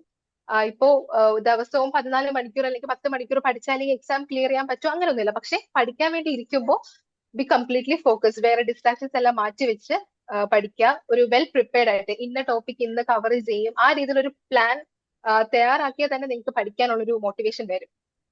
Okay fine. അതുപോലെ ഒരു ചോദ്യം വന്നിട്ടുണ്ടായിരുന്നത് ഇങ്ങനെയാണ്. നമ്മൾ ഈ ഹൈക്കോർട്ട് അസിസ്റ്റന്റിന് മാത്രമായിട്ട് ഒന്ന് ഫോക്കസ് ചെയ്തിരിക്കുന്ന സ്റ്റുഡൻസ് ആണെന്നുണ്ടെങ്കിൽ there can be many many sources available in the market as well as in the internet. So what to avoid actually? കുറച്ച് ടഫ് ക്വസ്റ്റ്യൻ ആണ്. What to avoid? What avoid എന്ന് പറയുന്നതിനെക്കാട്ടിയും like what use, അതായിരിക്കും ഞാൻ പറഞ്ഞു. ഇപ്പൊ politics ആണെങ്കിൽ ലക്ഷ്മികാന്ത് പഠിക്കുന്നതായിരിക്കും എളുപ്പം. പിന്നെ എന്റെ അടുത്ത് നേരത്തെ ഒരു ക്വസ്റ്റ്യൻസ് ഞാൻ കണ്ടായിരുന്നു, UPSC ആസ്പിറൻസിനാണ് കൂടുതലും ലക്ഷ്മികാന്ത് യൂസ്ഫുൾ, അല്ലാത്തവർക്ക് കുറച്ച് പാടായിരിക്കും എന്ന്. പക്ഷേ ഞാൻ പറയുകയാണെങ്കിൽ പൊളിറ്റിക്ക് ഏറ്റവും കൂടുതൽ ഏറ്റവും നല്ല സോഴ്സ് എന്റെ ഒപ്പീനിയനിൽ ലക്ഷ്മികാന്ത് ആണ്. സോ ഇപ്പം എന്താ അവോയ്ഡ് ചെയ്യണം എന്ന് ചോദിച്ചാൽ, ഓക്കെ ദിസ് ഇസ് ലൈക്ക് ഭയങ്കര ടഫ് ക്വസ്റ്റ്യൻ ആണ്. എന്താ അവോയ്ഡ് ചെയ്യണം എന്ന് വെച്ചാൽ ഇപ്പൊ എല്ലാം വാരി വലിച്ച് പഠിക്കാൻ നിൽക്കണ്ടേ. ഇപ്പൊ Laxmikant polity, spectrum modern India, അങ്ങനെ നിങ്ങളുടെ സോഴ്സസ്. ഇപ്പം ഞാൻ ഇത് പഠിച്ചുകൊണ്ട് നിങ്ങൾക്ക് അത് പഠിക്കാൻ പറ്റും എന്നല്ല, അല്ലെങ്കിൽ നിങ്ങൾക്ക് അത് ഇഷ്ടമാവണം എന്നില്ല ആ ഒരു ബുക്ക്. സോ നിങ്ങൾ ആദ്യമേ തന്നെ നിങ്ങൾക്ക് ഇത് കംഫർട്ടബിൾ ആണെന്ന് തോന്നുകയാണെങ്കിൽ ആ ബുക്ക് മാത്രം കവർ ചെയ്യുക. എല്ലാം പഠിക്കാൻ നിന്ന് ഐ ഡോണ്ട് തിങ്ക് ഈ ഒരു ഇത് തീരുന്നു. സോ നിങ്ങൾക്ക് കംഫർട്ടബിൾ ആണ് നിങ്ങൾക്ക് തോന്നുന്ന കാര്യം. ഇപ്പൊ ചിലപ്പോ ലക്ഷ്മികാന്ത് കംഫർട്ടബിൾ ആകാത്ത ആൾക്കാർ കാണും. പക്ഷെ എന്റെ അടുത്ത് ചോദിച്ചാൽ ലക്ഷ്മികാന്ത് ആണ് കുറച്ചുകൂടി ഇപ്പൊ എല്ലാം ഒരു ബുക്കിൽ കിട്ടുന്ന ഒരു രീതിയിലുള്ള ഒരു പൊളിറ്റിക്കുള്ള റെഫറൻസ് ബുക്ക് ലക്ഷ്മികാന്ത് ആണ്. സോ അതുകൊണ്ടാണ് ഞാൻ പറഞ്ഞത്. സോ അവോയ്ഡ് ചെയ്യാനുള്ള കാര്യങ്ങൾ ഇത്രയേ ഉള്ളൂ. ഇപ്പോ എല്ലാവരും പഠിക്കുന്ന കണ്ടിട്ട് അങ്ങോട്ട് പോകാതിരിക്കാൻ, നിങ്ങൾക്ക് ഒരു ബുക്ക് കാണുമ്പോൾ അറിയാം നിങ്ങൾ കംഫർട്ടബിൾ ആയിരിക്കും, അത് പഠിച്ചിട്ട് നിങ്ങൾക്ക് പറ്റുന്നുണ്ടോ എന്ന്. സോ അത് മാത്രം പഠിക്കുക. ഇപ്പൊ എല്ലാം പഠിച്ചിട്ട് ഒരു എക്സാമും ആരും എഴുതാൻ പോകുന്നില്ല. Okay fine. ഒരു ചോദ്യം വന്നിട്ടുണ്ടായിരുന്നത് ഒരു കുട്ടികൾക്ക് സ്വാഭാവികമായിട്ട് തോന്നുന്നതാണ്. എന്നോട് മാം നേരത്തെ ഇന്റർനെറ്റ് കണക്ഷൻ കട്ടായപ്പോഴും ഞാൻ എന്നോട് ചോദിച്ചൊരു ചോദ്യമാണ്, ബിഗിനർ ലെവൽ ഉള്ളവർക്ക് ഈ എക്സാം ക്രാക്ക് ചെയ്യാൻ പറ്റുമോ?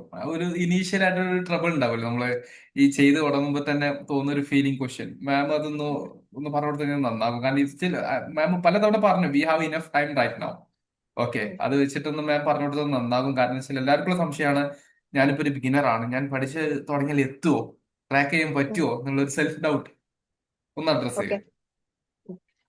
ബിഗിനേഴ്സിന് തീർച്ചയായിട്ടും പ്രിപ്പയർ ചെയ്യാൻ പറ്റും. ലൈക്ക് എല്ലാവരും ഒരു ടൈമിൽ ഒരു ബിഗിനർ ആയിരുന്നല്ലോ. So what you have to do is ഇപ്പോഴേ ഒരു പ്ലാൻ സെറ്റ് ചെയ്യുക. നമ്മൾ നോട്ടിഫിക്കേഷൻ പോലും വന്നിട്ടില്ല, കുറെ ടൈം ഉണ്ട് ഇനിയും. പക്ഷേ you should understand the demand of the exam. അതേപോലെ നിങ്ങൾ ഡിസിപ്ലിൻഡും ആയിരിക്കണം. ഒരു ആദ്യം എക്സാമിന് ഇപ്പൊ പൊളിറ്റി, ഹിസ്റ്ററി, അങ്ങനെ കുറെ ടോപ്പിക്സ് ഉണ്ട്. അപ്പൊ നിങ്ങളുടെ വീക്ക്നെസ്സും സ്ട്രെങ്സും മനസ്സിലാക്കുക. എനിക്ക് പൊതുവെ ഇഷ്ടമുള്ള സബ്ജക്ട് ആണ്, എനിക്ക് പഠിച്ച പെട്ടെന്ന് മനസ്സിലാവുന്ന സബ്ജക്ട് ആണ്. അതേസമയം സയൻസ് ആൻഡ് ടെക്നോളജി അല്ലെങ്കിൽ ജോഗ്രഫി ഒക്കെ എനിക്ക് പാടായിരുന്നു. അപ്പൊ what I did was polity എനിക്ക് ഇഷ്ടമുള്ള സബ്ജക്ട് അല്ലെങ്കിൽ എനിക്ക് മനസ്സിലാക്കാൻ പെട്ടെന്ന് പറ്റുന്ന സബ്ജക്ട്സിനൊക്കെ ഞാൻ കുറച്ച് ടൈമാണ് കൊടുത്തത്. ലൈക്ക് ബാക്കി ഞാൻ I use to focus more on geography അതിലൊക്കെ. സോ നിങ്ങൾ നിങ്ങളുടെ വീക്ക്നെസ് ആൻഡ് സ്ട്രെങ്സ് മനസ്സിലാക്കുക. പിന്നെ അതേപോലെ സെൽഫ് പ്രിപ്പറേഷൻ. ഇപ്പൊ ഞാൻ ഹൈക്കോർട്ടിന് ഞാൻ എങ്ങും കോച്ചിങ്ങിന് ജോയിൻ ചെയ്തിട്ടില്ല. പക്ഷെ ഇഫ് യു വോണ്ട് ഒരു ബിഗിനർ ഉള്ള നിലയിൽ ഇപ്പൊ നിങ്ങൾക്ക് എന്തെങ്കിലും ഒരു ഗൈഡൻസിന്റെ ഇതുണ്ടെങ്കിൽ you can join an institute. അതെ, ഇന്ന ഇൻസ്റ്റിറ്റ്യൂട്ട് ഞാൻ പറയുന്നില്ല, എവിടെ വേണമെങ്കിലും ജോയിൻ ചെയ്യാം. അതാകുമ്പോഴത്തേക്ക് ഒരു കറക്റ്റ് ഗൈഡൻസ് കിട്ടും. പക്ഷെ ഒരു ബിഗിനർ ആണെങ്കിൽ പോലും you can like crack this exam 100%. കാരണം ടൈം ഉണ്ട്, ലൈക്ക് റിസോഴ്സസ് അവൈലബിൾ ആണ്. പിന്നെ ഞാൻ പറഞ്ഞില്ല, ഇപ്പൊ ഇംഗ്ലീഷ് ആണെങ്കിൽ പോലും ഇംഗ്ലീഷിൽ ബേസ് ഇല്ല എങ്കിൽ പോലും കുറെ ബുക്സ് മാർക്കറ്റിലുണ്ട്. നിങ്ങൾക്ക് ഇപ്പൊ മലയാളം ലൈക്ക് മലയാളത്തിന്റെ കൂടെ ഇംഗ്ലീഷിലെ ട്രാൻസ്ലേഷനും എല്ലാം തരുന്ന അതേപോലത്തെ ബുക്സും റാങ്ക് ഫയൽസും എല്ലാം ഉണ്ട്. സോ ബിഗിനർ എന്നുള്ള നിലയിൽ ലൈക്ക് അഫ്കോഴ്സ് ആദ്യം പാട് കാണും, പക്ഷേ you will be able to do this. Okay ma'am, നമ്മുടെ സെഷൻ തുടങ്ങിയിട്ട് ഏകദേശം ഒരു 1 hour ആയി തുടങ്ങുന്നുണ്ട്. ഞാൻ 1 hour ആണ് മാക്സിമം കണ്ടിട്ടുണ്ടായിരുന്ന ഒരു ടൈം ഡ്യൂറേഷൻ. കാരണം ഒരുപാട് ഇങ്ങനെ സംസാരിച്ചിരുന്നു കഴിഞ്ഞാൽ ചിലപ്പോൾ അത് പ്രൊഡക്റ്റീവിൽ നിന്നും അൺപ്രൊഡക്റ്റീവിലേക്ക് പോകുന്ന സാഹചര്യം ഉണ്ടാകാറുണ്ട്. I think the session and interaction was very, very, very fruitful, even though there exist a lot of unattended questions. എല്ലാം പോസിബിൾ അല്ല, ചിലത് പക്ഷേ സബ്ജക്ട് നമുക്ക് സ്പെസിഫിക് അറ്റൻഡ് ആണ്. ചെയ്യാം. ലൈക്ക് കുറെ ക്വസ്റ്റ്യൻസ് ഉണ്ട്, നല്ല ആ, ക്വസ്റ്റ്യൻസ് ഒക്കെ ചോദിച്ചിട്ടുണ്ടായിരുന്നു. പക്ഷേ ഈ പറയുന്നതിനിടയ്ക്ക് I couldn't answer everything. Okay, പെട്ടെന്ന് ആൻസർ ചെയ്യാൻ പറ്റുന്നൊക്കെ മാം ആൻസർ പറഞ്ഞോളൂ. ഓക്കെ,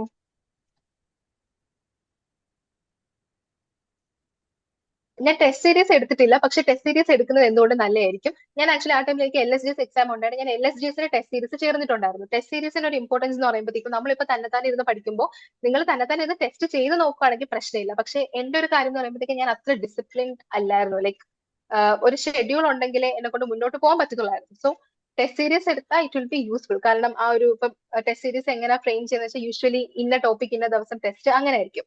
സോ ആ ഒരു ടോപ്പിക്ക് നിങ്ങൾക്ക് കവർ ചെയ്യാൻ പറ്റും. സോ ടെസ്റ്റ് സീരീസ് എടുക്കുന്നത് നല്ലതാണെന്നാണ് എന്റെ ഒരു ഒപ്പീനിയൻ. കാരണം ഒരു ഗൈഡൻസ് കിട്ടും, ഒരു പ്രാക്ടീസ് കിട്ടും. ഇല്ലെങ്കിൽ നിങ്ങൾ എക്സാം ഹോളിൽ ആദ്യം ചെന്നിരിക്കുമ്പോൾ ഒരു ടെൻഷൻ വരാനൊക്കെ ചാൻസ് ഉണ്ട്. പക്ഷെ എല്ലാവരുടെയും കാര്യമല്ല. പക്ഷെ ടെസ്റ്റ് സീരീസ് എടുക്കുന്നത് വിൽ ബി ഗുഡ്. പിന്നെ ഇംഗ്ലീഷ് ബുക്ക് നെയിം മത്സര പരീക്ഷയിലെ English by doctor Girish Nayyar. ഇത് നല്ലൊരു ബുക്കാണ്. ഞാൻ റെഫർ ചെയ്ത ബുക്ക്. എനിക്കും ആദ്യം ഇംഗ്ലീഷ് പഠിക്കാൻ നേരത്ത് ഭയങ്കര പാടായിരുന്നു. കാരണം ഇപ്പം ഒരു ക്വസ്റ്റ്യൻ ടാഗ് ആണെങ്കിൽ പോലും പല ടൈപ്സിലെ ക്വസ്റ്റ്യൻസ് വരാം. അപ്പോ ഈ ഒരു ബുക്ക് നല്ലതാണ്. പിന്നെ വാട്ട് അബൌട്ട് മാത്സ്? മാത്സ് ഇപ്പോ കുറെ ജനറൽ ടോപ്പിക്സ് ആണല്ലോ, പ്രോഫിറ്റ് ആൻഡ് ലോസ്. അതൊക്കെ അത് ചെയ്ത് പഠിക്കണം. അതിനിപ്പോ പ്രത്യേകിച്ച് സോഴ്സ് ഇപ്പൊ ഗൂഗിളിൽ തന്നെ കുറെ ക്വസ്റ്റ്യൻസ് ഉണ്ട്, പ്രോഫിറ്റ് ആൻഡ് ലോസ്, പിന്നെ കോമ്പൗണ്ട് ഇൻട്രസ്റ്റ്, സിമ്പിൾ ഇൻട്രസ്റ്റ്, അങ്ങനെ അതൊക്കെ ചെയ്ത് പ്രാക്ടീസ് ആണ് മെയിൻ. സയൻസ് ഡെപ്ത് ആയാലൊന്നും പഠിക്കേണ്ട ആവശ്യമില്ലാന്ന് എനിക്ക് തോന്നി. ഇപ്പോ സയൻസ് നോക്കുകയാണെങ്കിൽ ഇപ്പോ ഡിഫൻസ്, പിന്നെ ഇന്ത്യയുടെ മിലിറ്ററി എക്സസൈസ്, അങ്ങനത്തെ കുറെ സംഭവമൊക്കെ ഉണ്ടല്ലോ. പിന്നെ space, new space missions of India, അല്ലെങ്കിൽ ഇപ്പോ നാസ, അങ്ങനെ ന്യൂസിൽ വരുന്ന സംഭവങ്ങളൊക്കെ നോക്കിയാൽ മതി. എല്ലാ സയൻസ് ഒക്കെ ഡീപ്പായിട്ട് പഠിച്ചാൽ അത്രയും റിട്ടേൺ കിട്ടുമെന്ന് എനിക്ക് തോന്നുന്നില്ല. നിങ്ങളിപ്പോ മെയിൻ ആയിട്ട് നോക്കേണ്ടത് ഇംഗ്ലീഷ്, അതേപോലെ പൊളിറ്റി ചോദിക്കാം. പിന്നെ ജുഡീഷ്യറി റിലേറ്റഡ് സംഭവമൊക്കെ നോക്കി വെക്കുന്നത് നല്ലതായിരിക്കും. ഇപ്പൊ കുറെ ഡോക്ട്രിൻസ് ഉണ്ട്, doctrines of pith and substance, colourable legislation, merger, അതൊക്കെ നോക്കി വെക്കുന്നത് ബെനിഫിഷ്യൽ ആയിരിക്കും. ഇതൊക്കെ ചോദിക്കണം എന്നല്ല, പക്ഷെ ജുഡീഷ്യറി റിലേറ്റഡ് ഇപ്പോ ഇമ്പോർട്ടന്റ് ജഡ്ജ്മെന്റ്സ്, അമെന്റ്മെന്റ്സ്, ആർട്ടിക്കിൾസ്, പിന്നെ ഇതേപോലെ കുറെ ഡോക്ട്രിൻസ് ഉണ്ട്, അതൊക്കെ നോക്കുന്നത് ബെനിഫിഷ്യൽ ആയിരിക്കും.